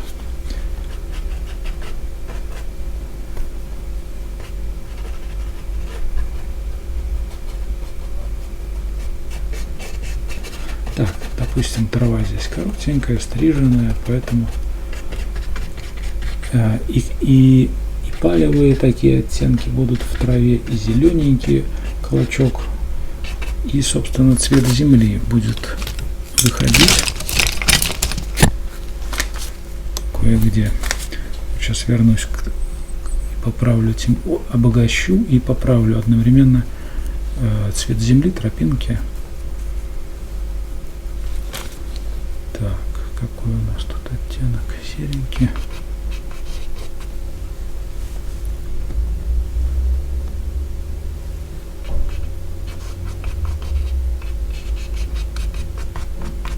Тропинки, когда они такие, мало когда по ним кто-то ходит, они полузаросшие, и как бы и рядышком оттеночек будет где-то в траве, а здесь наоборот зеленый клочок вырастет.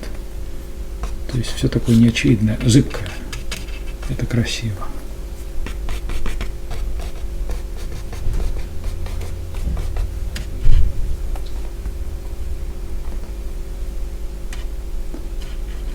Также делаю этот контраст.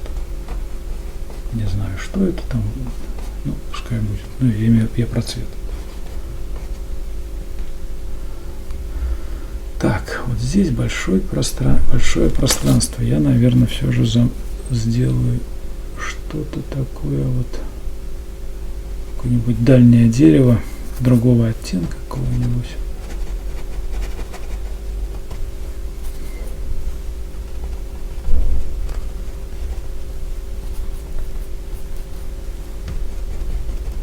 Пока вот так.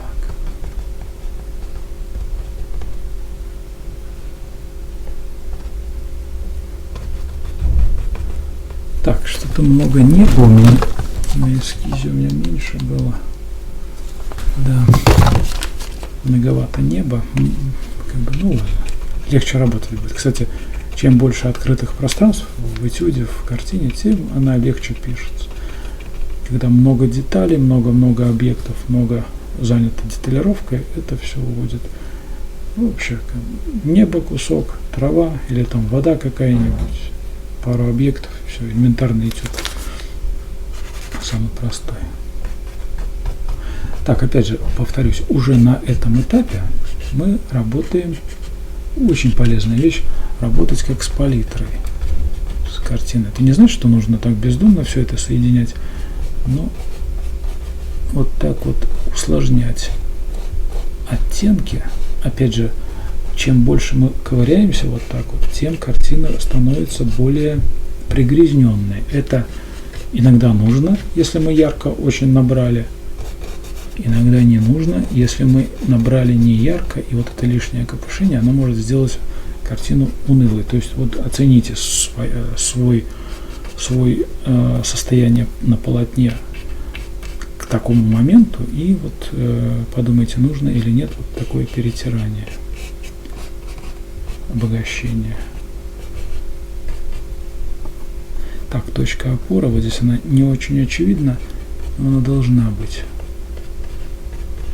Опоры стога сена на землю. Поскольку это объект округлый, не плоская, вот здесь, а мы смотрим все-таки немножко сверху, не ровная линия, а чуть-чуть с прогибом. Ну вот как будто мы рисовали нечто круглое, там донышко у стакана какого-нибудь или вазы. То есть не ровно, чуть-чуть прогиб небольшой.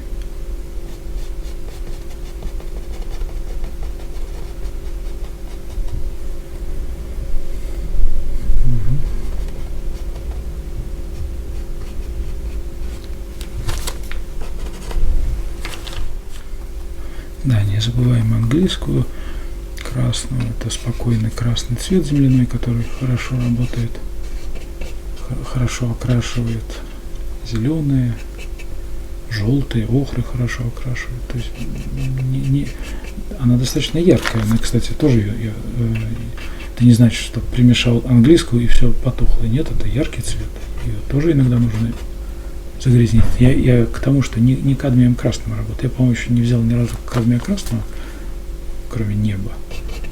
Вот. То есть английской вполне достаточно. Даже иногда коричневого чего-нибудь достаточно хватит, чтобы толкнуть в тепло оттенок. Вот. Не говоря о том, что брать такие яркие краски, как английская, и тем более кадмий. Краплак хорошо идет, да. Краплак хорошо дает напряжение теням. Тени любят краплак. Краплак штука такая звонкая, да, напряжная краска. Она создает такое хорошее напряжение в тени.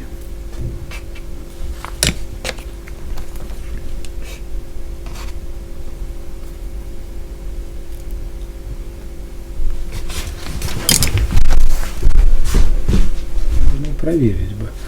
Сейчас я быстренько отзеркалю это.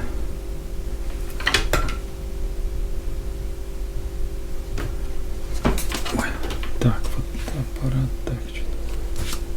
Так, вот можно сфотографировать работу и в какой-нибудь программке отзеркалить. Так, как это делать? Можно поворот, отразить. Таких программ много. Вот, смотрите, завалены стога немножко. У меня, в моем случае, вправо. Вот, это, кстати, видно. Точки опоры верные. Вот, кстати, можно чуть-чуть вот этот сток понизить.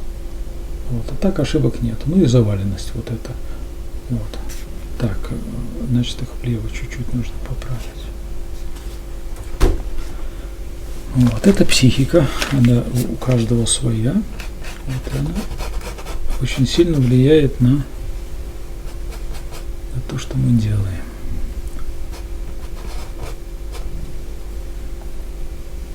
И, кстати, вот эти вот отзеркаливания, и на этом этапе можно сделать, и потом сделать. То есть проверять себя почаще, то есть на разных этапах.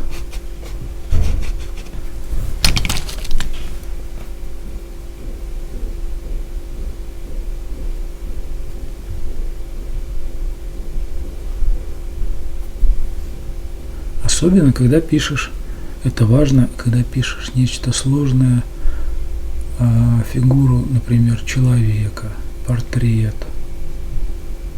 Ну, просто необходимо, это чрезвычайно важно, вот так вот отзеркалить, а еще и перевернуть, как бы отзеркалить, еще вверх ногами перевернуть. Так, подождите, сейчас.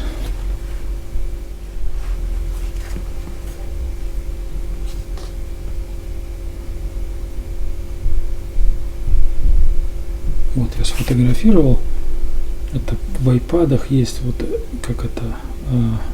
Да, вот я, кстати, зря эту программу открывал, Snapseed какая-то. Вот есть у айпада. У айпада, у айфонов, ну и, соответственно, у андроидов тем более все это есть. Вот оно сейчас. Отражение. Вот можно вот так отразить. Проверить вот эту симметрию и искажение. А еще и перевернуть. И проверить. Так, тем более, вот тоже должно на план, на тональности. Вот, кстати, вижу яркий цвет.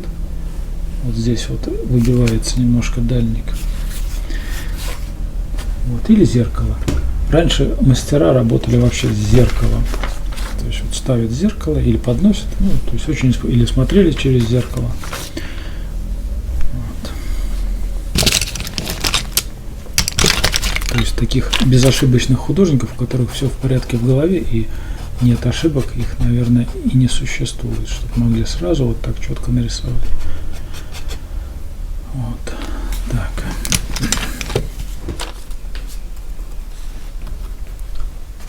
Вот теней не хватает, чувствую.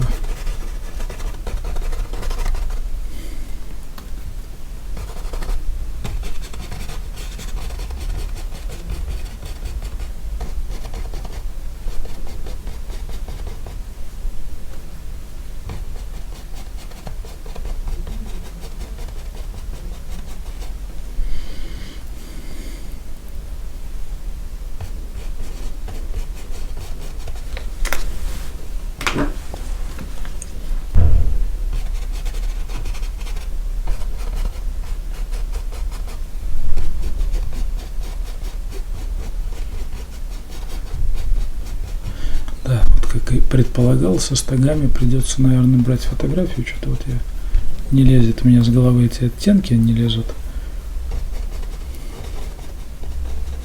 Наверное, придется поискать.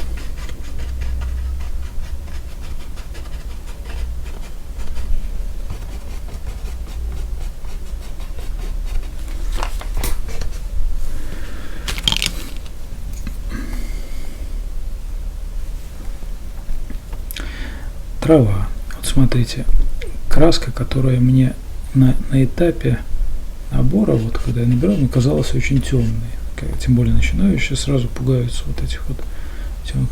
Сейчас я вижу, что она в данных условиях, она даже светлая, я могу спокойно немножко вот этих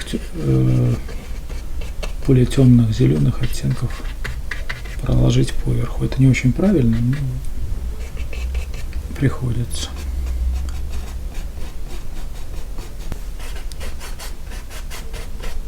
Понятно, это я еще к этому вернусь.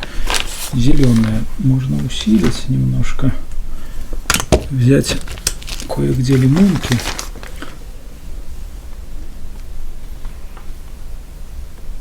Вот относительно зеленых. Бережем зеленый, то есть пока тут сохры набрали. А сейчас, глядишь, вот где-то ярко-зеленые берем.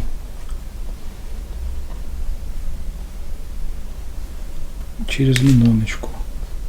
Но процент вот этих ярких красок небольшой. Небольшой процент по площади.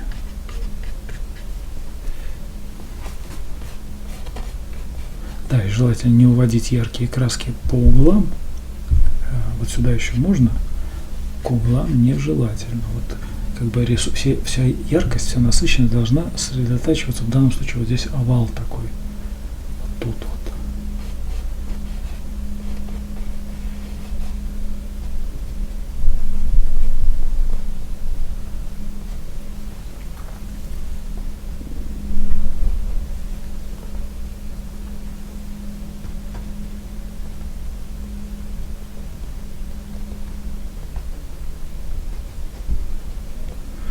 если я желтым вот этими красками вот это дерево немножко зажег, левую часть, вот это уже другой краской, я не могу этой же краской зажечь это дерево, вот это. Сюда я беру что-то другое. В данном случае вот можно тоже те же краски взять, черненького добавить, или там красного, или еще что-то, чтобы отличались, чтобы они не слились.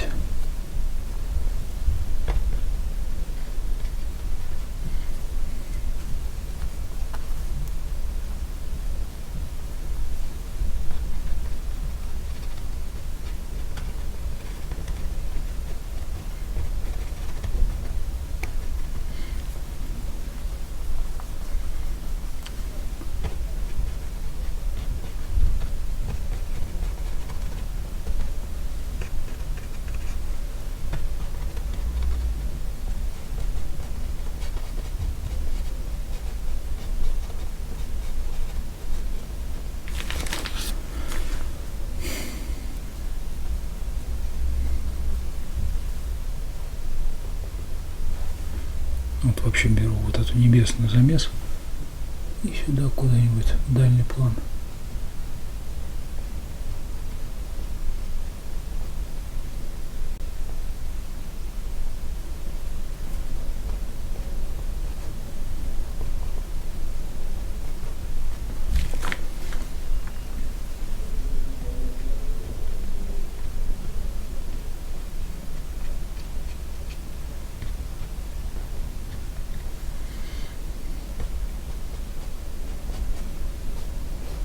Да, вот эту яркость нужно посадить, то, что я заметил на фотографии, ну вот типа тут я то ли рожь мазнул, то ли еще что-то. Не надо ярко, плохо. Даже там если рожь, как-то нужно подобрать вот то, что нужно. Воздух съест это яркость.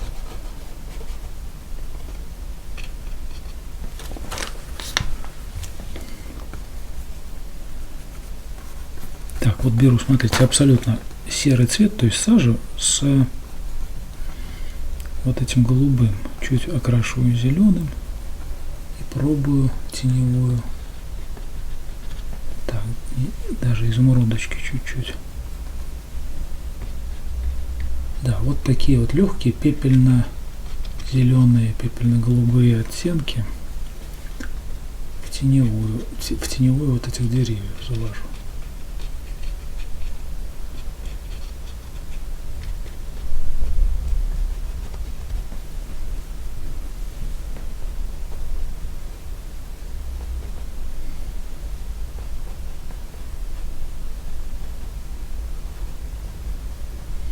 Много неба, жалею, что много неба. Сейчас придется, наверное, облака рисовать, что я не хотел делать.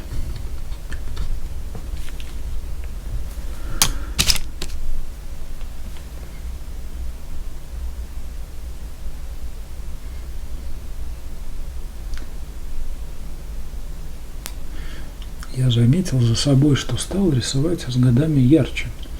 На это здорово повлияла, как я понимаю, работа со студентами, что я вынужден показывать, во-первых, быстро и цеплять быстро достаточно яркие краски, когда работаешь так быстро. Но даже не в этом дело, а скорее всего в том, что я как бы вынужден объяснять, когда ты работаешь с температурами, со студентом, там показываешь температуру, и более очевидные вот эти различия теплого, холодного, ты подсознательно берешь более насыщенные краски. Это не очень хорошо. Вот у меня живопись, вот я вижу, что она с годами немножко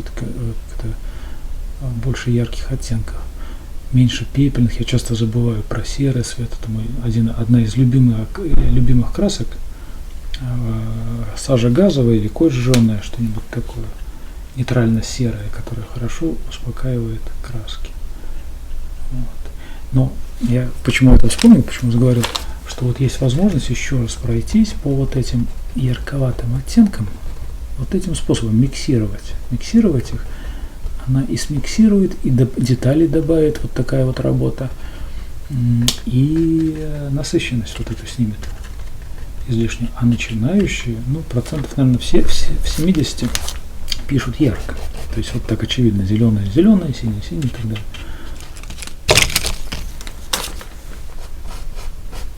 Да, вот не забываем про веерные кисточки. Тоже в Леонардо на днях тут выбрал кисточки. Вот она, кисточка маленького размера. Они у них почему-то обрезаны. Кто там, я не знаю, в Китае сидит, их обрезает, подравнивает, зря это делает. Нам-то и нужно вот такая трелопанность. Они вот, ну, видно или нет, вот я покажу на темном фоне, видите, обрезаны, как ножницами обрезаны. То есть, ну, собственно, самое ценное, что было в этой кисточке, на фабрике обрезали.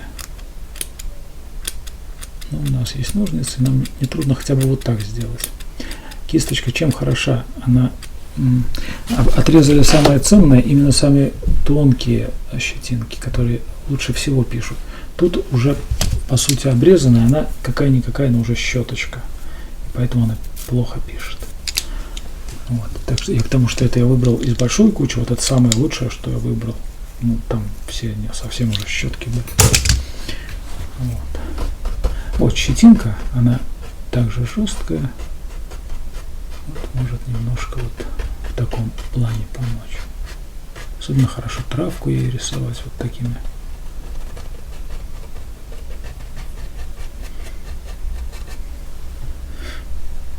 У кого нет такой кисточки в регионе или что-то, ее легко сделать. Взять, расплющить какую-нибудь кисточку, ну, разрезать, расплющить, склеить как-нибудь, не проблема, по-моему.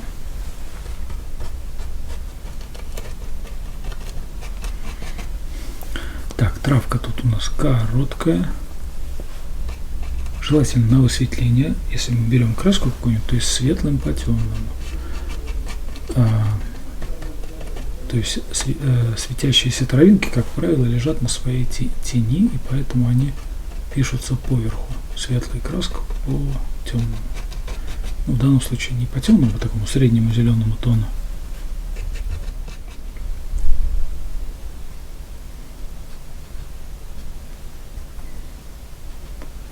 Так, правда, может, какое-нибудь облачко проложу.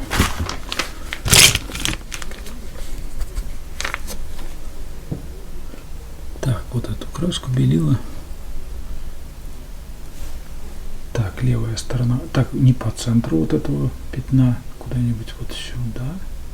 И опять же немножко заведу в центр это движение. Можно протереть грунтом и все, но он хорошо вытирается.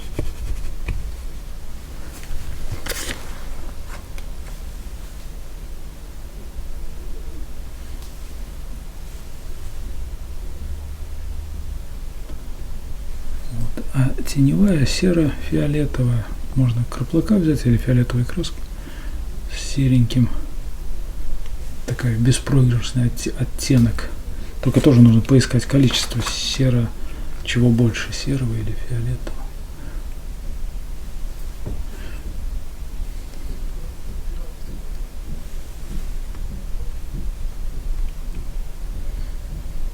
Особенно нижняя часть будет такая сероватая, даже серовато-зеленая бывает, если над лесом каким-нибудь летит облако. Верхняя часть облака, она может быть с голубым оттенком, с легким. Вот, опять же, в цвет вот этого неба можно взять отсюда краску, чуть-чуть подмазать.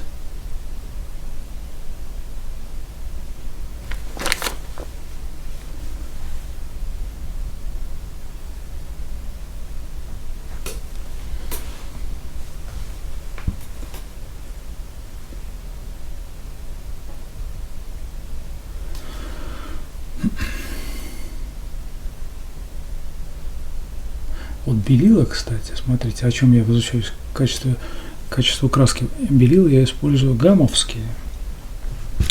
Я уже давно не работал с мастер-классом, может они тоже такие. Белила густые. И вот они не мешают. Я сейчас мягкой краской, мягкой кистью, точнее, работаю поверху. Еще вот сколько тут час прошел от вот этого, час может с небольшим.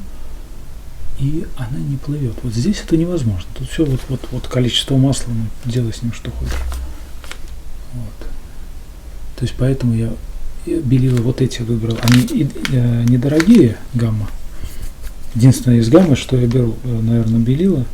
И все уже. По-моему, больше ничего из гаммы не беру. Оптом беру на Семеновской. Там они не очень дорого. По-моему, 90 рублей или 130 уже за тюбик.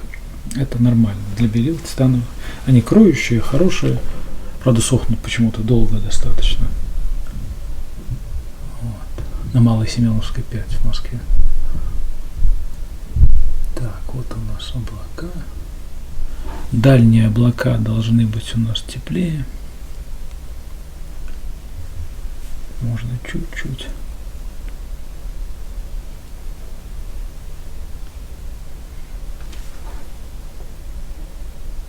Так, ну вот. И сразу сравнили. Мы, повторю, живопись — это всегда сравнение. Что-то сделали.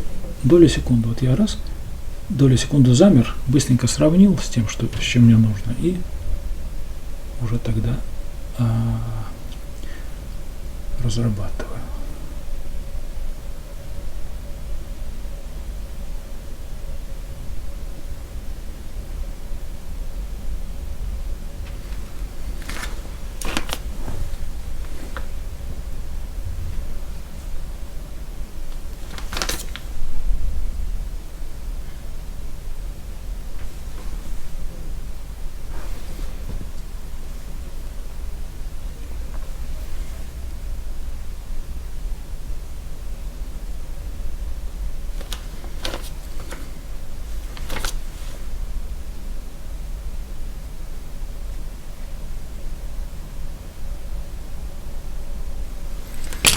Можно аккуратненько попробовать раздавить мастихином.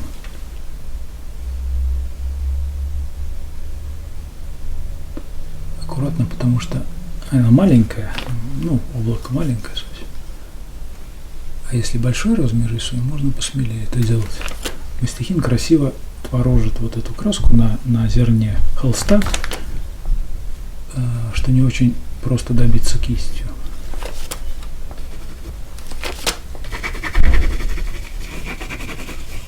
Да, вот краска нормальная, в нужной степени густоты, немножко даже цепляет, вот и мастихин, нету перемасывания. Это хорошо. Я, конечно, поленился. По-хорошему нужно все это на бумажку, это отнимает 10-15 минут работы, каждую краску вот так немножко, как я уже рассказывал, выдавить на бумажку, на картонку, подержать немножко, потом таких здесь 5 минут, ну не 5, ну, не знаю, но это помогает, конечно. Здорово.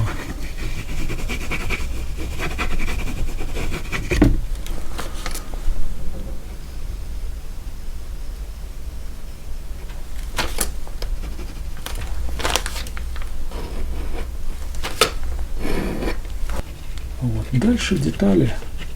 Детали и теплохолодность, вот это, и тональные проверки. Тональные проверки. Вот еще забыл показать. Перевернули, так, давайте я сфотографирую еще раз. Так, как тут камера. Тонально проверить-то я забыл. То есть мы переворачиваем, это раз само по себе. Так, сейчас править. Напомню, у кого iPad или iPhone, вот сюда решеточка такая нажимается, переворачиваем. Можно так перевернуть, но я сейчас не буду это делать. И черно-белый вот сюда. И ставим, где это насыщенность. Вот, насыщенность. И убираем черно-белый. Так, готово. И смотрим, проверяем. У нас должны планы эти читаться. Планы по теням, не спорить. Так, что тут показывает? Ну, так, более-менее читается. Вот здесь теней не хватает в дереве. И опять же кривое. Вот нужно поправлять эту кривизну. Да, вот эти я выровнял, вот это до сих пор кривое. Вот. Пользуйтесь обязательно электронной техникой. Ну вот, электронными гаджетами. Это совершенно не противоречит никакой художественности и так далее. Художники, как правило, напоминаю, пользовали всю свою жизнь, великие художники, тоже зеркало. А чем это не гаджет? Камера обскура и прочие там всякие там переводки и так далее. Пользуйтесь тем, что помогает работать на результат.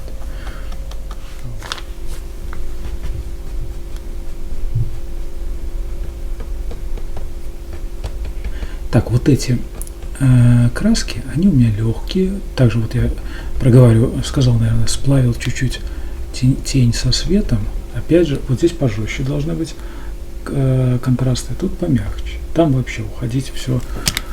Вот можно там что-то нарисовать, что-то и мягкой кистью, подождав, пока немножко краска, как бы загустеет, даже вот так вот немножко сплавить все это. Нет, немножко размазал. В принципе, я показал. То есть все, чем дальше, особенно на подчиненных вещах, таких как, которые ты не хочешь выделять, контрасты слабенькие. Это все вытягивает те места, которые ты хочешь выделить. В данном случае вот это стога вот эти.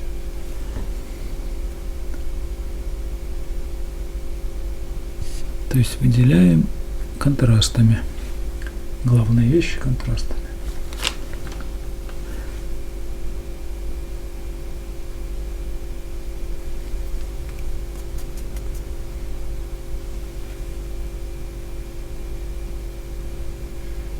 Вот уже явно голубой какой-то прокладываю и не фальшивит. То есть в дальнем плане даже голубые краски. Такое голубовато-фиолетовые. В природе, конечно, мы такого не увидим. Мы в живописи такое увидим. Вот эти вот оттенки небесные.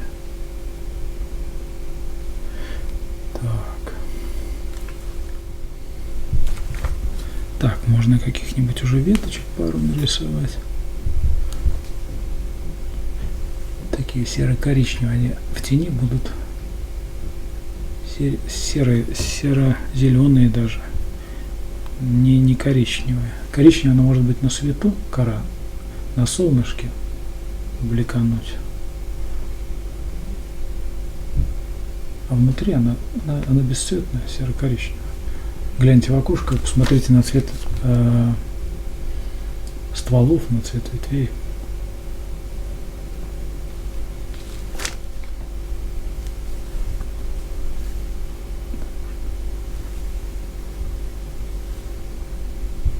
Какой-нибудь заборчик сюда нарисовать.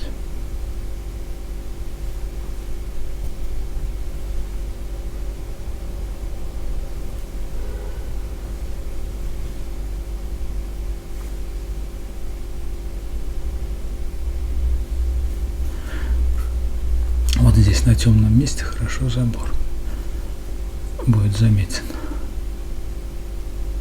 Все-таки это чье-то хозяйство, нужно его хотя бы от скотинки загородить.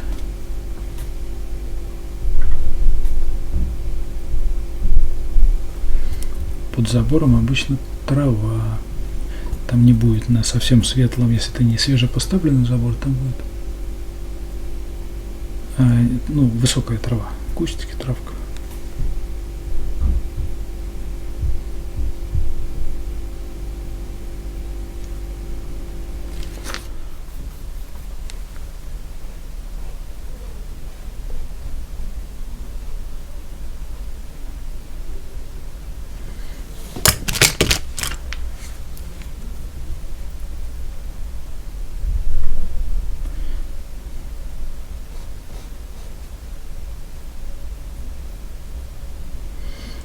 Сижу и не знаю, чем заполнить вот это вот место. Оно большое.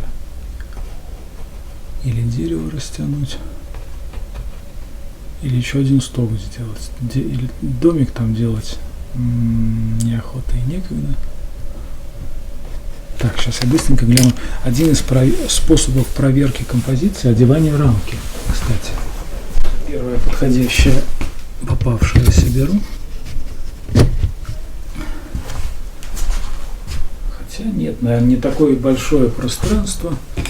Да, наверное, веточками обойдусь. Четвертый стоп будет уже перебор. Домик рисовать не хочется.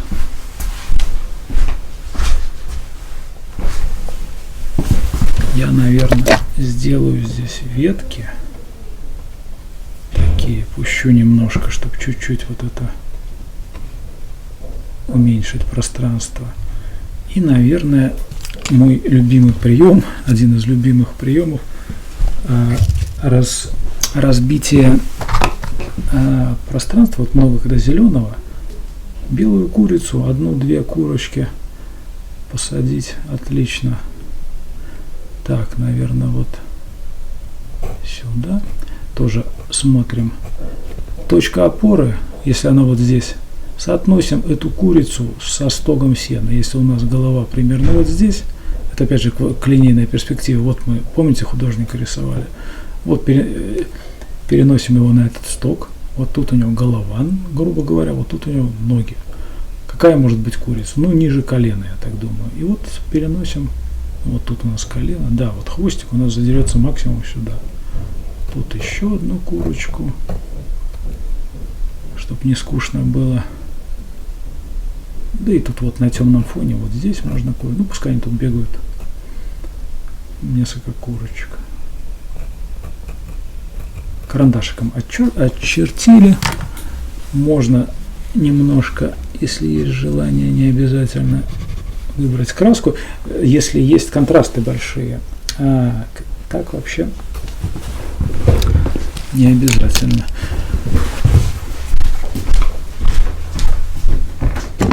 Так, для курочек я одену свой муштабель для мелких деталей. Очень полезная штука. Рекомендую. Это мое изобретение, очень полезная вещь.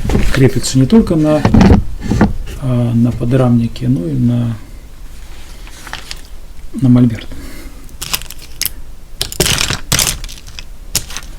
Вот какой-нибудь небольшой кистью берем, ну, можно световую сразу найти у курицы, можно теневую, неважно. Что-то беленькое, грязно-беленькое у нас курица, она не будет спорить, если она белая. Ну, белая, я к тому белая, что они самые простые в рисовании. Уже какая-то рыженькая будет сложнее. Не должно спорить с облаком, смотрим. Она не должна быть такая белая. Вот я примазываю, и кисточка немножко грязненькая, и, собственно, подкладка вот эта зеленая тоже не дает немножко зажечься белому в полную силу, белой краски. Так, вот прокладываем сюда. Вот эти курочки, конечно, маленькие в перспективе, то есть в перспективном сокращении, то есть небольшие. И теневая. Теневая берем вот этот голубой, зелененький, можно примешать его в окружении, особенно снизу будет зеленые рефлексы. Так, сильно голубая, сейчас поспокойнее, вот так. Так, к низу охристо-зеленый рефлекс будет. Можно прям, как я вот учил вас, вот так отсюда подмазать кисточку и вниз, в нижнюю краску добавить. Ну или подобрать цвет. И все время думаем, смотрим, похоже, не похоже, похоже, не похоже. Я по студентам знаю, что человек может далеко-далеко уйти, понарисовать много-много чего абсолютно неадекватно. То есть не понимая, что он рисует. Он не то, что не понимает, он не понимает, что рисует, он не понимает, что это неправильно и продолжает. Почему так, не знаю, загадка для меня, но такое бывает. И вот это, и всем советую делать такой вот, у кого есть такая проблема, уходить куда-то непонятно куда, делать стоп, вот каждый, вот хоть ты себе таймер на телефоне поставь, чтобы через 3 минуты, через 5 срабатывал, ты отошел и подумал, что я делаю, что у меня получается. Анализ, маленький анализ. Так, тени под курицей, ну, примерно те же вот производные, вот на этом этапе, вот это чуть более легкая, чем вот эта тень под корочкой, тоже коротенькая, помним, вот это угол, короткая тень будет. Гребешки красные не обязательно на таком расстоянии рисовать, ну, можно какой-нибудь курочки и черкнуть красненьким. И все. И теперь можно опять же маленькой кисточкой обрезать. Вот упор мне позволяет работать даже с такой маленькой. Они тут вот по сантиметру, на камеру может не очень видно, даже меньше, чем сантиметр, а с ней можно работать. Вырезать ей контур, нарисовать ей глаз. Могу нарисовать, если бы это было нужно. Так, вот обрезаем, делаем контур. Контур важнее, чем знаем это правило. Ну, не правило, это я так говорю студентам. Контур предмета важнее, чем само наполнение. Ну, то есть не менее важно. Вот у курицы в данном случае, ну вот важнее характер вот этого белого контура, чем светотень. Ну, не менее важна точно.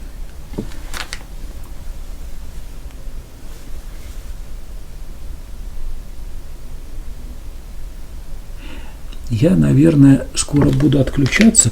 Вот должны прийти студенты. И так я очень хорошо тут много информации дал.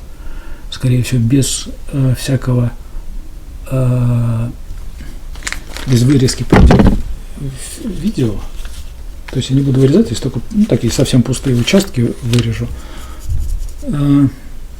Вот. Придут студенты, я, конечно, не смогу уже что-то там наговаривать, хотя, может, что-то продолжу. Вот. Но я или в конце что-то еще проговорю, что я сделал с этой работой, или просто конечный результат покажу. В принципе, я все сказал. То есть, повторюсь, вырезать не буду, поскольку информация или важная, или такой средней важности. Так вроде все по делу. Я сегодня разговорился более-менее. Вот. А студенты мне дали поработать. Уже время.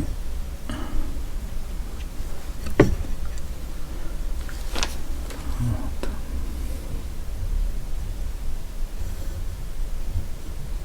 Так, вот здесь можно палочки эти сделать.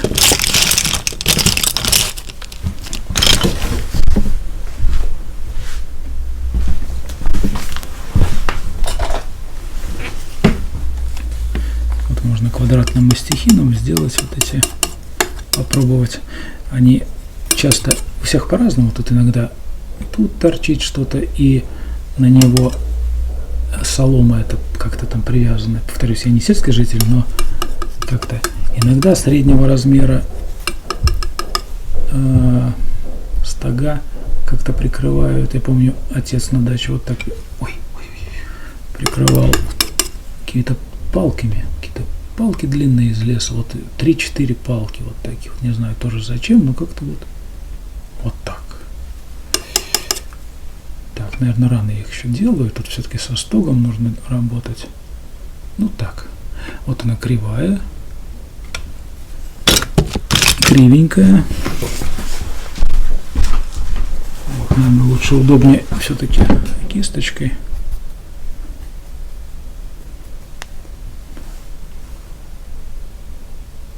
Кисточкой вытягиваем.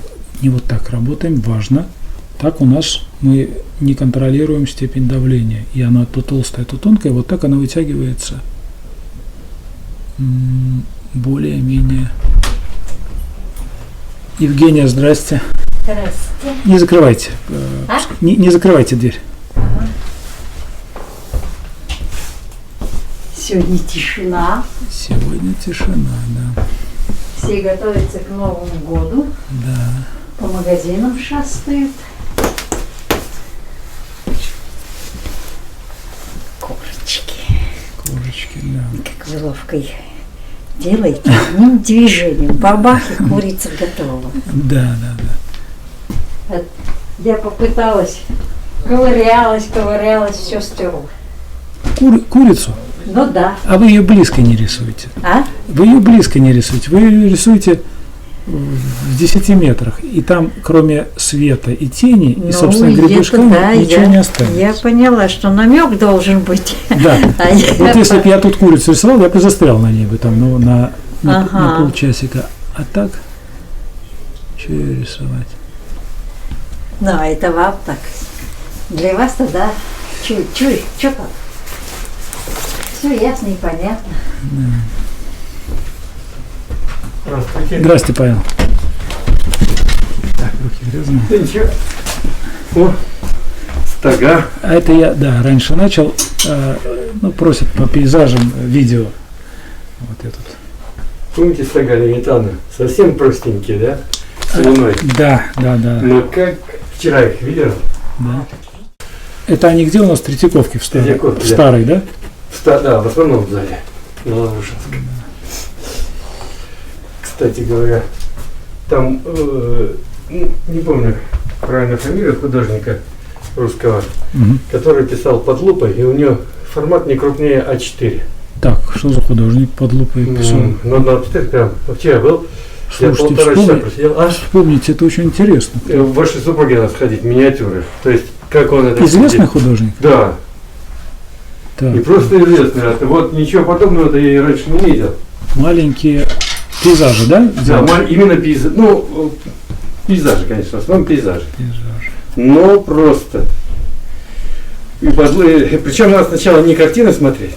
Сначала надо смотреть, там есть зал, где показано укрупненное и как это все сделано. Чтобы понять, что разглядывать на картинах. Потому что потом придется вернуться и потратить время еще раз. То есть надо сначала с конца начать. Посмотреть это интерактивное разъяснение, что он измудрился сделать. Понятно, да. То есть очень забавно. Репин даже из удивления написал его портрет. Васильев, что ли? Нет, не Васильев.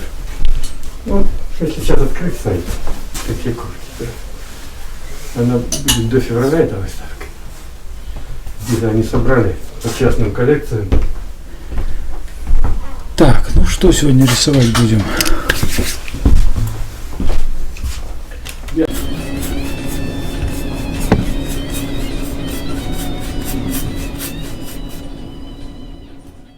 Не весна? Нет, хорошо. Видно, что уже начало осени. Да? Ну, да, лето, середина. Нет, ближе август, конец августа. Тише, дай, Ксюша, дай мне закончить.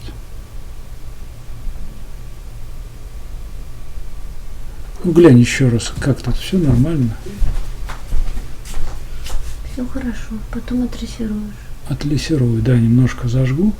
Ну, для зрителя скажу, вот у меня была возможность поработать по деталькам, по всяким, пока занимался.